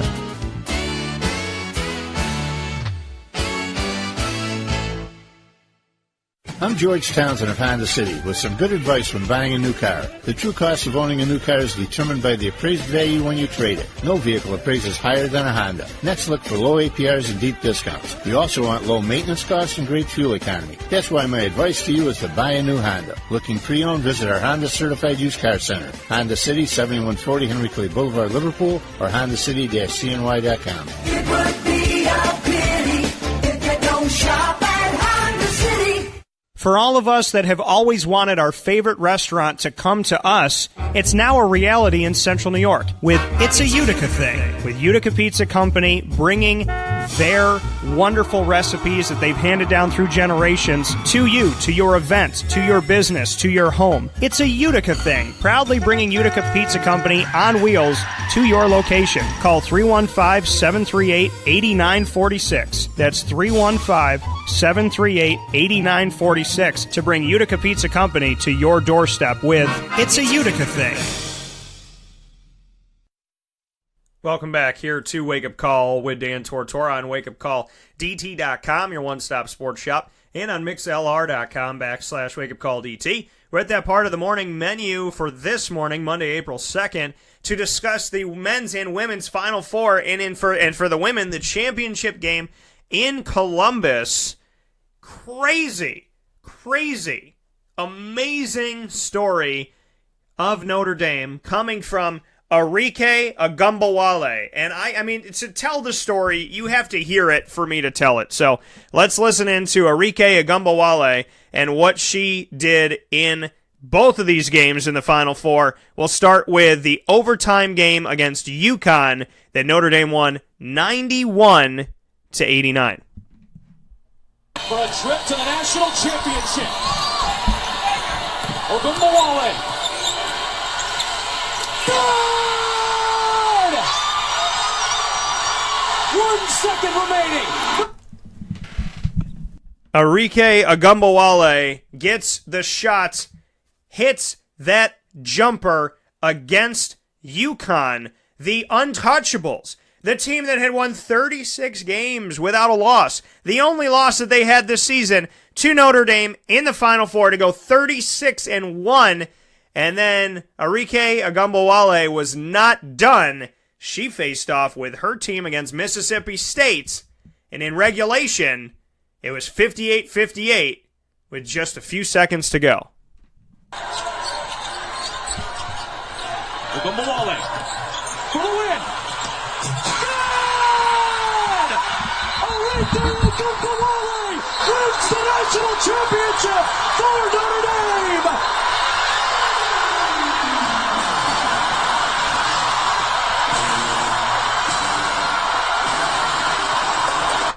Arike Ogunbowale, the name that you have to remember, a name that you can never forget, a name that Mississippi State's not going to forget, and UConn's not going to forget. Arike Ogunbowale, for everything that she did in this tournament, but not just her, Notre Dame as a whole, the Notre Dame Fighting Irish, whose men's team had to deal with the loss of Bonzie Colson for 15 games inside of the ACC. They went 7-8 during that time, not too shabby at all. And then after that, they lose them again. They're in the NIT, and they don't win this thing. They get bumped out of the NIT, didn't make it to the NCAA tournament. On the women's side of things, they got a number 1 seed. They had a matchup with UConn, and everybody from year to year, the conversation is, well, if you want people to watch women's basketball, then there has to be teams that are better than UConn. And if you wanted this, and everybody thinks UConn's going to win, and it makes it not fun. So if you're not a UConn fan, then Why are you watching? Well, it's seasons like this that hopefully bring some of those people in. But here's the other thing. If UConn's winning every year, that's a notice to all the other teams around the country that Gino Auriemma and his entire staff recruit better than anybody and do what they got to do to get to, they get who they have to get. They bring in some great players, and they've made a great name for themselves. That's not to their detriment. You know what I mean? It's not something that's wrong that they do. It's not something that should be against, women's college basketball. It's just Gino Auriemma and his staff are amazing. The players are amazing. Brianna Stewart, who came from CNS, the North Stars, she obviously was amazing for that team as well. And countless girls from across the country that turned into young women that went there and did amazing things and are now playing overseas or playing for the WNBA or wherever else in their professional lives doing great things for the community and for the country and so on and so forth. You can't knock them for what they're doing, and you can't be mad at UConn, but some people say that. If you want me to watch the girls' game, I need to see somebody else win. Well, hello? Arike Ogunbowale made one of the most historic shots ever in college basketball for women's basketball against UConn, against the Dynasty, against the Untouchables. Then, in the next game against Mississippi State, she does it again. So they go to overtime with UConn, and that shot that had whatever, a second left or whatever it may be, that shot that was made in overtime by Arike Ogunbowale gave them the victory over UConn, and then you got a tie game that looks like it's going into overtime, and she prevents overtime by hitting an off-balance crazy shot with a defender guarding her all the way down the three-point line. You talk about March Madness and craziness and excitement, and how do you get more madness than UConn not winning the national championship, not making it to the title game, and Arike Ogunbowale being a household name right now? And the thing that I think is amazing is that her name in her father's native Nigerian language, her name means, the first name, Arike, means something that you see and you cherish. And how in the heck do you not look at Arike Ogunbowale and not see her and cherish her for everything that she did? Her name means something that you see and you cherish. Many people saw her shots the last couple games, and many people cherish those shots. And that is the beauty of how things just seem to line up and connect. And they all just seem to come together, right? Talked about it a little bit earlier in the show. People believe in God, they don't believe in God. Well, the crazy thing is, you get named something you see and you cherish, and then you become something you see and you cherish. How is that a coincidence? I call those God incidences, but that's just me. So, just an amazing, amazing, amazing, amazing tournament for Notre Dame. And the run that they made and the things that they did and the team in its entirety, not just Arike Ogunbowale, but wow, those shots.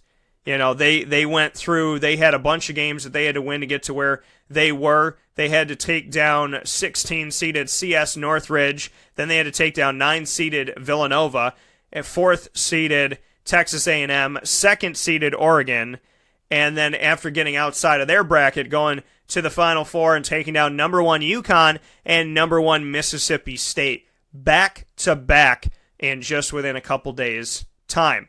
This Notre Dame team, just amazing everything that they did. They lost their last game to Louisville before they went into the tournament.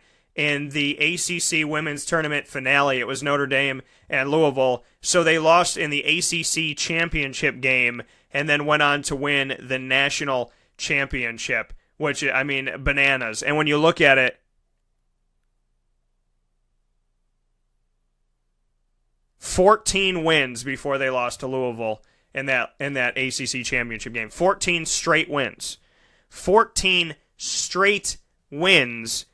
Then that loss in the championship of the ACC, and then 6 straight victories to end out the season. They had a bunch of runs this season. They had runs of 14 straight. They had a run of 8 straight. They started off the season with 8 straight. They started off the season with 13 straight. So, I mean, or pardon me, they started off the season with 7 straight. I was including the postseason there. So they had a 7-0 run to start the season, lost a game. 8-0 run, lost a game. 14-0 run, lost a game. 6-0 run to end the season. Big-time runs, nothing bigger than going through what they went through with CS Northridge, Villanova, Texas A&M, Oregon, UConn, and Mississippi State to hoist the national championship. If this makes anybody excited about what's to come, listen, UConn did a lot of great things. They won 4 championships in all 4 seasons with Breanna Stewart. But since then, Mississippi State, they've been making things interesting. Notre Dame's been making things interesting. Pat Summitt in Tennessee and everything that's been the history of Tennessee.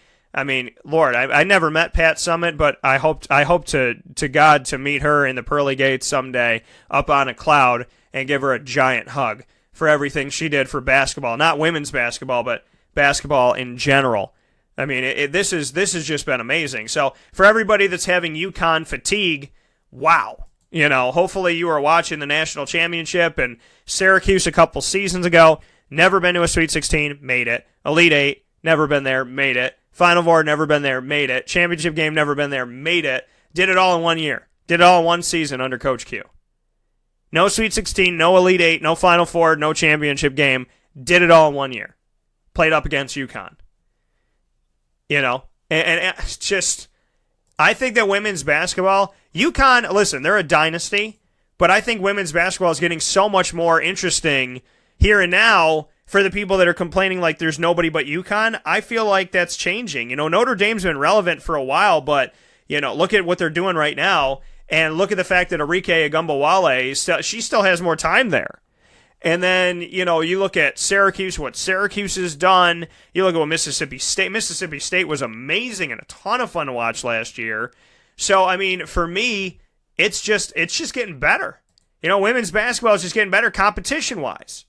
Competition-wise, this is just getting really exciting, and it's a whole lot of fun. So if you're not watching it, you need to get on it. You need to start watching it. You need to be a part of this thing. And, don't let this thing pass you by. I think this is great. I think it's wonderful. So I'm really excited about what's to come for women's basketball. And Arike Ogunbowale, I want to give you a personal congratulations from me on making that one, not one, but two game-winning shots. Not one, but 2 game-winning shots back-to-back within 3 days' time. Wow. I would venture to say that the way you feel today, that is something special, and that is something to take with you for the rest of your life and feel it again, and feel it one more time, and just appreciate the heck out of that moment. So, God bless and congratulations to you for being one amazing, amazing story that you can tell for the rest of your life. Your loved ones can tell, and hopefully your kids and your grandkids someday can tell. I'll tell it. And I'm excited. I'm already excited for next season for women's basketball, because if this is how it's going to be, and Syracuse is relevant, Notre Dame is relevant, UConn's going to keep being relevant, Mississippi State has proven that they weren't a fluke from last year, then I'm in it. You know what I mean? I'm in it to win it, and I'm watching, and I'm excited, and like I said, the come up from Mississippi State and the come up from Notre Dame, this is just making the game so much more fun. So if you're not watching, you better start watching. And if you are watching, you got to continue watching. And, to all the Notre Dame fans out there that believe they could fly, congratulations to you, and congratulations on an amazing season. And to Arike Ogunbowale, congratulations to you and everything that you did this season to make it so amazing and so special and just so great for your fan base. We'll take a step aside here for a fast break. We'll come back to speak on the men's side of things in just a moment. Arike Ogunbowale, one of my favorite names to say, and probably forever from here on out. It's like, who didn't envy that announcer that got to call the UConn Notre Dame game and the Notre Dame Mississippi State game? Amazing. We'll take a step aside. This is a wake-up call, fast break. What's the universal language of a fan? Clapping your hands. With fan hands, the ultimate sports fan accessory. Find your team color, slip them on, and start cheering on your favorite team with 11 different colors, always in stock on fanhands.com, where you'll find the ultimate sports fan accessory. Real fans wear fan hands. Gear up with the real deal at Dreisig Apparel, creating what people are going to see and learn about you before they even meet you. Gear up for what you need for your team, business, or event. To look professional, look good, and feel good, outfit yourself at DreisigApparel.com. That's DREISSIG Apparel.com. The only place to gear up with the real deal. Utica Pizza Company spells family. Your family, my family, their family. The recipes that they have shared with each other throughout the years and have now been so gracious to share them with us. I can sit here and talk with you about all the great things that are on the menu. We'd be here forever. So let me say this. Utica Pizza Company is second to none. And now you can bring it home with you and you can dine in the restaurant. UticaPizzaCompany.com will give you all the information that you need. And let me say, these Utica greens, they're the best. Utica Pizza Company. Call them and place your order at 315-214-3060. That's 315-214-3060. Families break bread at Utica Pizza Company.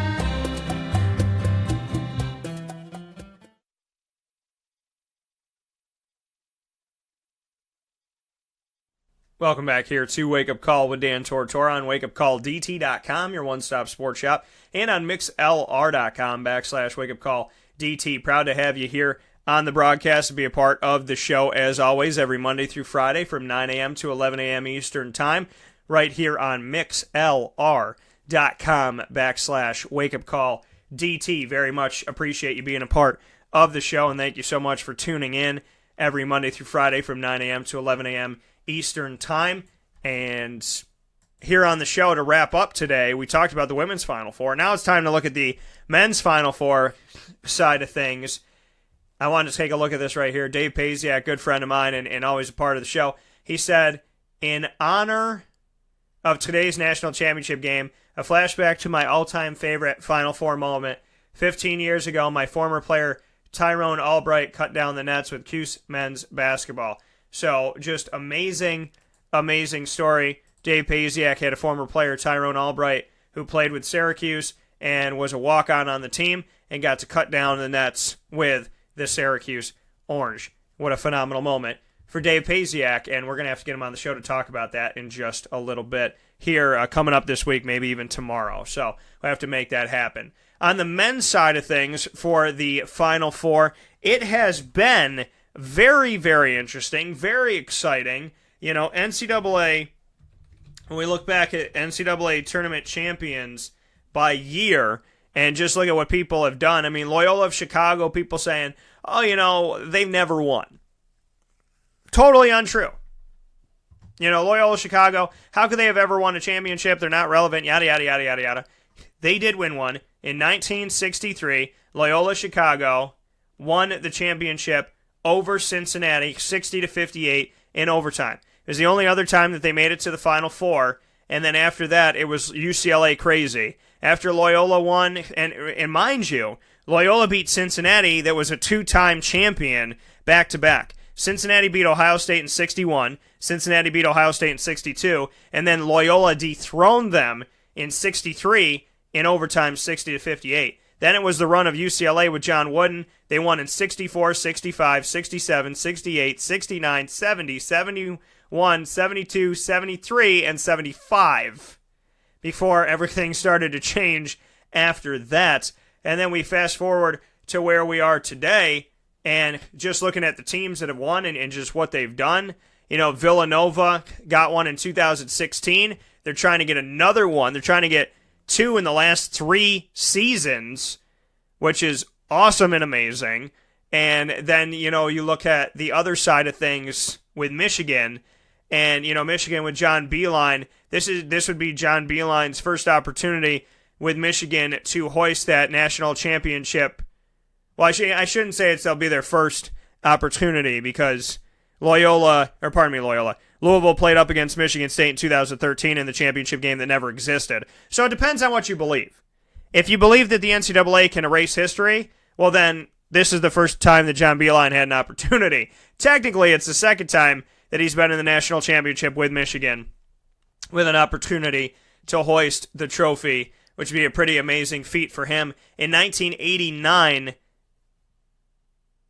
Michigan defeated Seton Hall 80-79 in overtime. So Michigan has hoisted that trophy, but it has been a while. Back in 1989, folks. That's almost 30 years ago, 29 years ago. And now they got a chance to do it again after losing in 2013. And it's really funny how the NCAA says that Louisville has vacated their championship and it doesn't exist in 2013 when they defeated Michigan. Yet if you go on NCAA.com, they still have Louisville winning the national championship. So the NCAA has gone against themselves. I find that to be kind of interesting here. Oh, it's got an asterisk. Depends on where you go. This one has an asterisk on it. So I just found that funny that they're like, oh, no. That national championship has been erased from history. And then you go on the website and you're like, well, it's still there. Still there. Could be given back at any time. So, but Phil, you look at Michigan, 1989 is the last time they won it. 1989 they won a national championship before John Beilein was the head coach of the team. They lost in 2013. Villanova won 2 years ago in 2016. They're trying to win 2 in 3 years. Michigan's trying to win their first one in 29 years. And how did they get there? I'm glad you asked. This is how both teams got to where they are today. Here on Wake Up Call with Dan Tortora, I'm proud to bring this to you and let you know what's been going down in this NCAA tournament. Let's take a look at the brackets and how we got to where we stand today. And yes, I had Villanova in this championship game, and I picked the wrong team. So I picked Virginia, and obviously Virginia's not going to be there. But how did they get there? Loyola of Chicago going up against Michigan. Loyola had a big-time drought, had a bunch of minutes where they didn't score any points, and that obviously is going to affect you, and they lose by 12 in this game. Valiant effort, heartbreaking, very sad. So many fans that they brought together, through this whole thing, fans that they didn't necessarily have and fans that they have now as they move forward. Loyola is going to move out of this thing with national recognition, national support. Sister Jean is a national treasure. So they got a lot out of this. And they made it to their first Final Four since 1963, folks. Since 1963, their first Final Four. Do you know how many years that is? It's 55 years.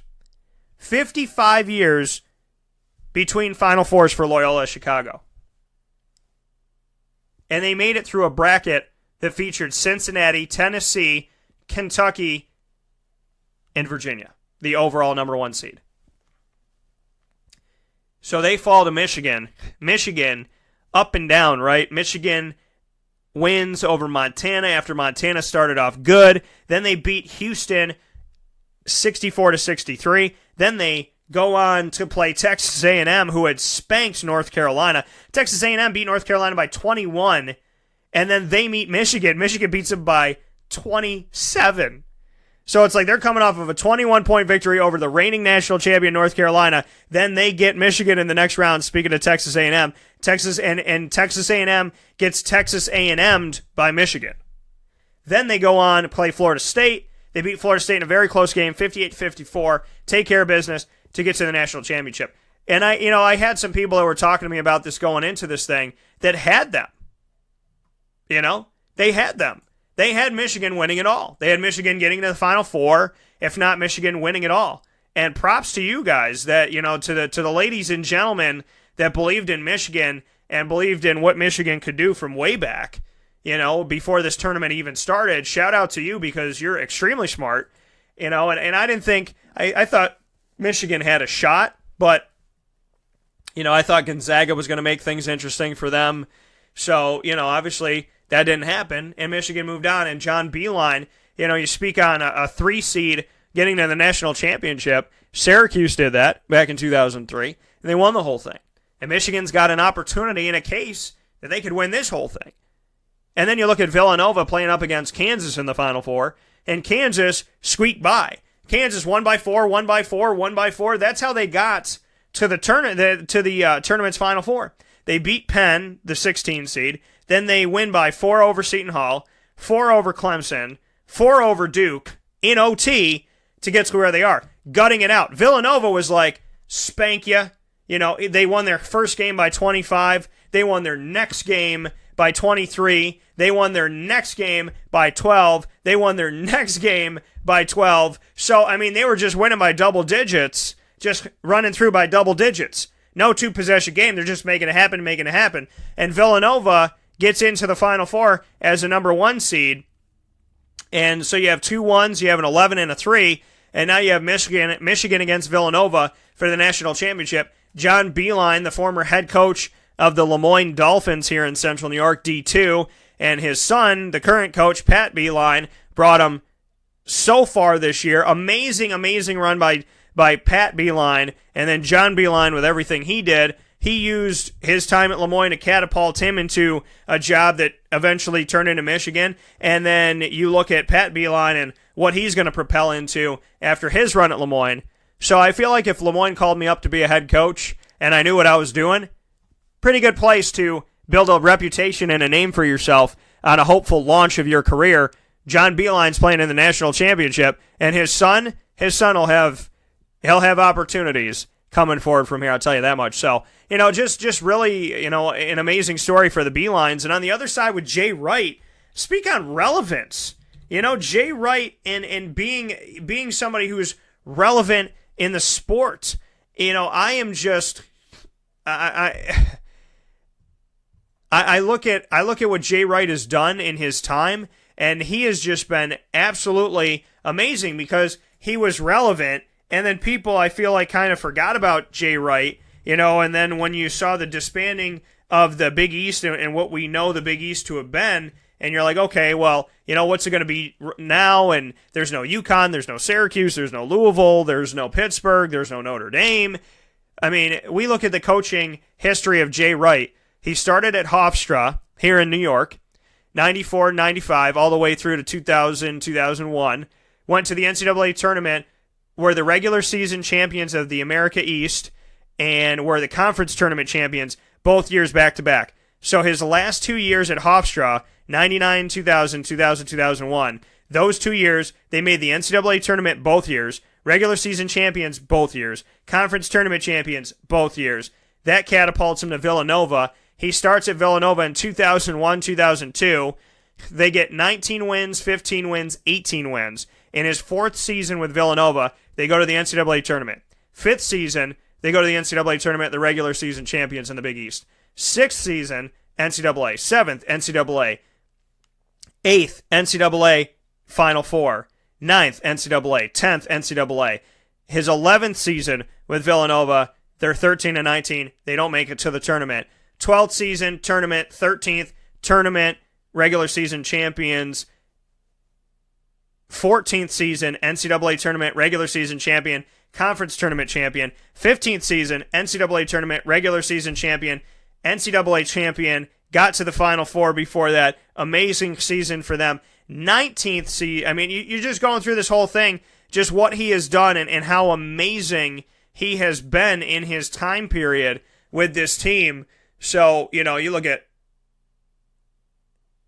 17 seasons. I said 19th. That was a mistake. 17 seasons with Villanova, and he has made the NCAA tournament the majority of the time. 17 seasons, he's made the NCAA tournament 13 times. 13 times in 17 seasons. And if you take out those first 3 years of him building, he's made it in 13 of the last 14 seasons. 13 of the last 14. Final Four twice in the last 3 years. NCAA champion 2 years ago, trying to be NCAA champion this year. Conference tournament champion and regular season champion at Villanova in the Big East multiple times. I mean, we're looking at the resurgence of Jay Wright. He never really went anywhere, But it's like Jay Wright made it to the tournament, made it to the tournament, made it to the tournament, made it to the Final Four, made it to the tournament, made it to the tournament, made it to the tournament. And then there's been like this ramp up of what they've done in the Big East. And I'll tell you something, I was always a Big East fan, and I loved Syracuse, UConn, Pittsburgh, Villanova, Providence, Georgetown, all of that being together. Best conference in basketball, hands down. In order for the ACC to become the best conference in basketball, they had to take half of the Big East to do so. ACC is 8 ACC, 7 former Big East schools. It's literally half and half because the Big East was the best. Well, now, I'm going to tell you this right now. I love the ACC. The Big East, I love them too. They are one of the best conferences in basketball, Division I men's, that is not in the Autonomous 5 or the power conferences, all that jargon. They're one of the best out there. They were the only conference to have 2 number 1 seeds in this tournament, Xavier and Villanova. And Villanova's relevance, Seton Hall in the tournament, and what Seton Hall can do, and what Creighton can do. By the way, Creighton has a great place where they play. That Omaha Convention Center, CenturyLink, amazing. So, very professional. So, you look at the teams that are inside of the Big East right now, and how do you look at the Big East and not find respect and appreciation for what the Big East has become? I mean, you might be sad that it's not the old Big East, but if you're not watching the Big East, you're insane. If you're not watching Big East basketball, Butler, relevant. Creighton, relevant. Georgetown, working to be relevant with Patrick Ewing. Marquette, relevancy and working toward that. Providence is getting more relevance. Seton Hall, relevant. Villanova, relevant. Xavier, relevant. There's only 2 teams that are really fighting to get out of the basement. St. John's and DePaul. And they were doing that when it was the old Big East. But Butler came in, was relevant. Creighton came in, was relevant. Xavier came in, was relevant. Marquette came in and built to relevancy with Buzz Williams, and now moving on from there. Georgetown's getting back to that moment. Providence is still a pain in the butt. Seton Hall is still a pain in the butt. Almost took down Kansas. And Villanova. I mean, Jay Wright never went out of our eyesight. But damn it if he didn't become a better coach and kind of like fine wine, just getting better with time. He's been great.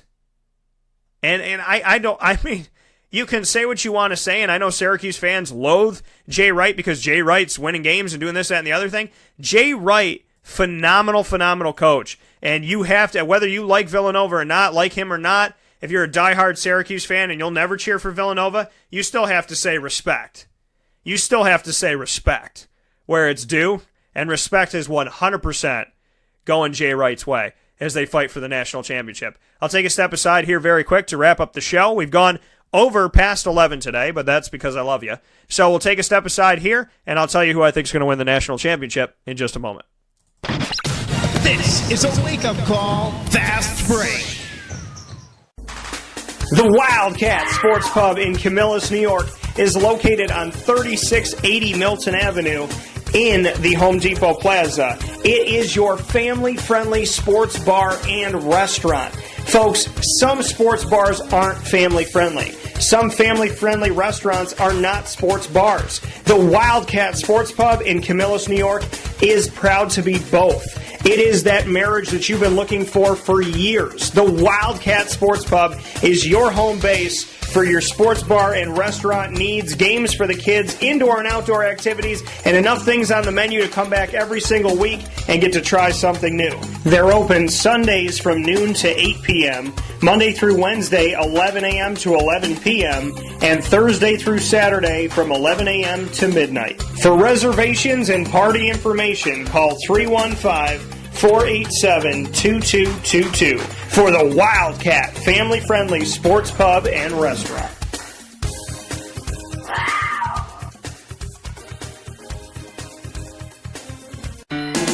Hi, this is Kira from Looking Glass Events, where we're always giving you a reason to celebrate. Whether you have a small business, large business, personal event, or wedding, we are available to plan and coordinate your dream event to life. Every detail, every step, Looking Glass Events is working with you all the way. Call us at 315 315-702-4653. That's 315-702-4653. Or contact us through our website, lgweddingsandevents.com. Looking Glass Events, giving you a reason to celebrate. The Penn & Trophy Center on 111 East Willow Street in Syracuse, New York has been making memories for Central New York for over 60 years. It has the trophies for your teams, and when you walk in there, it's so much more than just that. When you walk into the Penn & Trophy Center, you are immersed in the reality that anything can be customized, anything can be engraved, whether it's for your anniversary, your wedding, your bar mitzvah, your birthday party, whatever you want to do with that memory, that watch from grandpa, or that bracelet from mom, or that wedding ring that's been passed down through your family. If you want to get something engraved with a memory to last a lifetime, the Penn & Trophy Center, 111 East Willow Street in Syracuse, New York, where memories are made and where memories last a lifetime.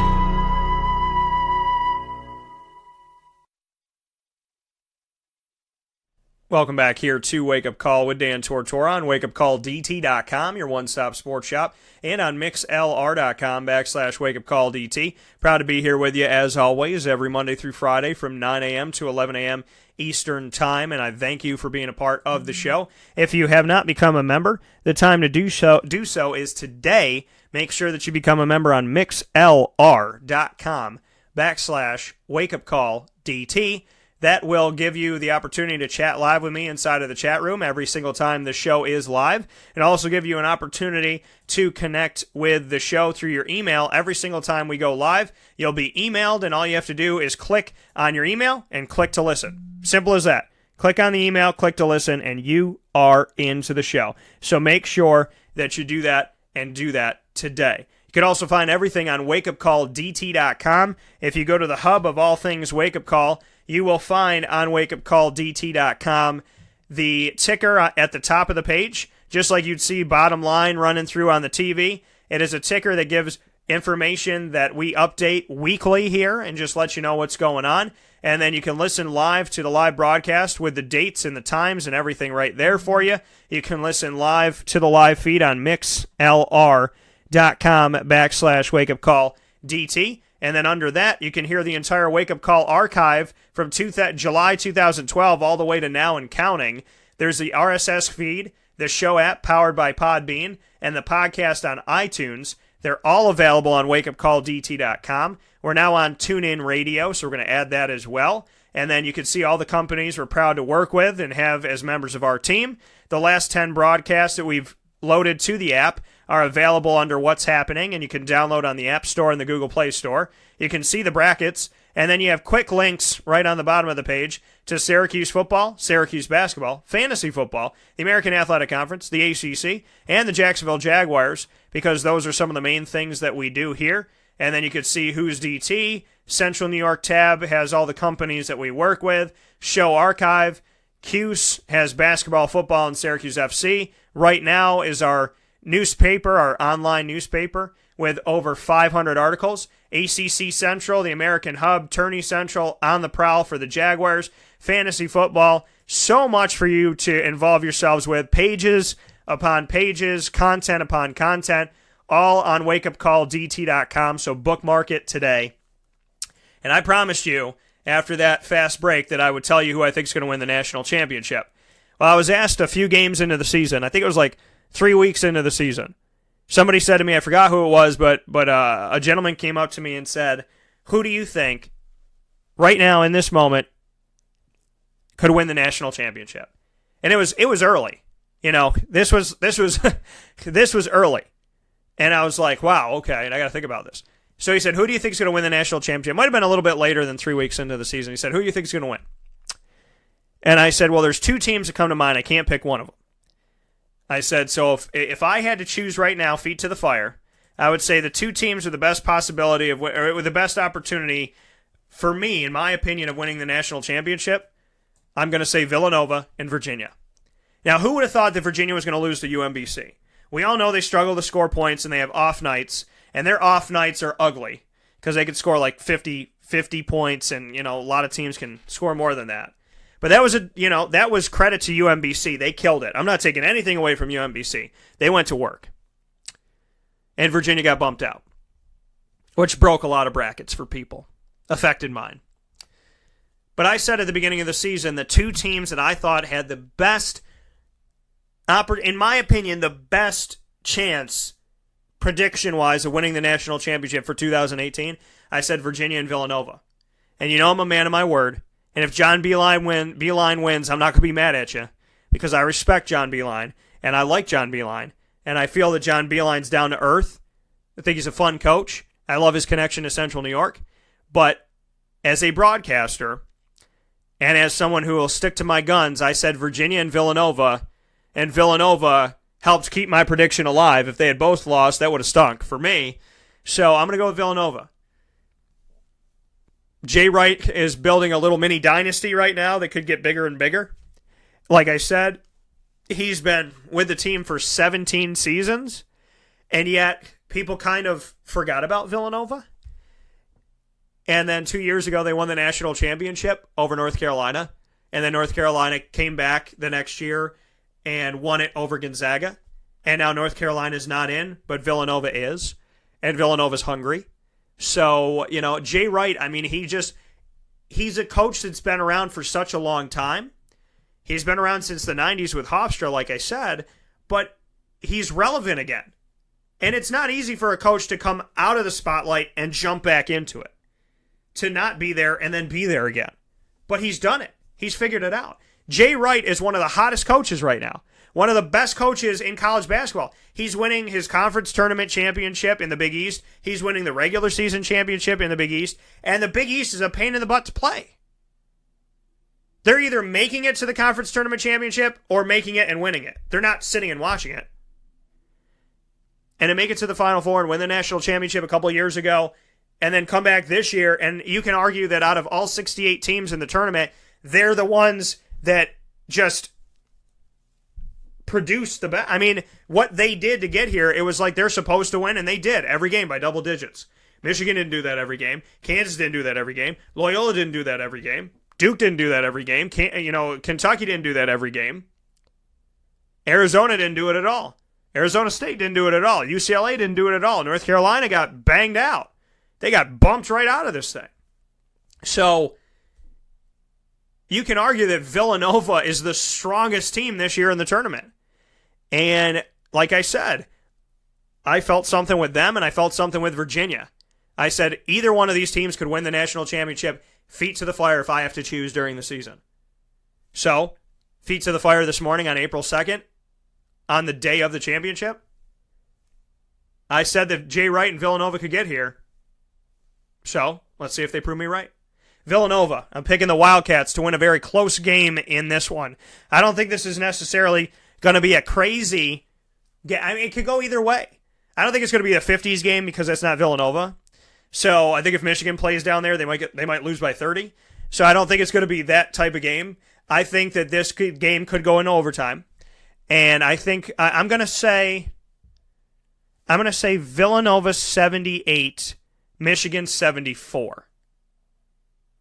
Let me know what you think. I'm going to put up a post on Twitter at CallDT right now, and you can vote in it at CALLDT. Find me on Facebook at WakeUpCallDT and on Instagram at WakeUpCall_DT. You've all been amazing, and I can't wait to talk to you tomorrow morning about the championship game. So come back here to the airwaves Tuesday, April 3rd, 9 a.m. to 11 a.m. Eastern Time, right here on mixlr.com/WakeUpCallDT. And if you forgot anything I said this morning, go to WakeUpCallDT.com, and you will find Facebook, Twitter, Instagram, YouTube, the RSS feed, the iTunes podcast, the downloadable app on Podbean, MixLR, all of our articles and videos, all in one place. It's your one-stop sports shop on WakeUpCallDT.com. You've been amazing. I love you as always. Go out and do good in this world today. And don't let anybody stop you from believing in what you believe in and being a good person. I'll talk with you tomorrow.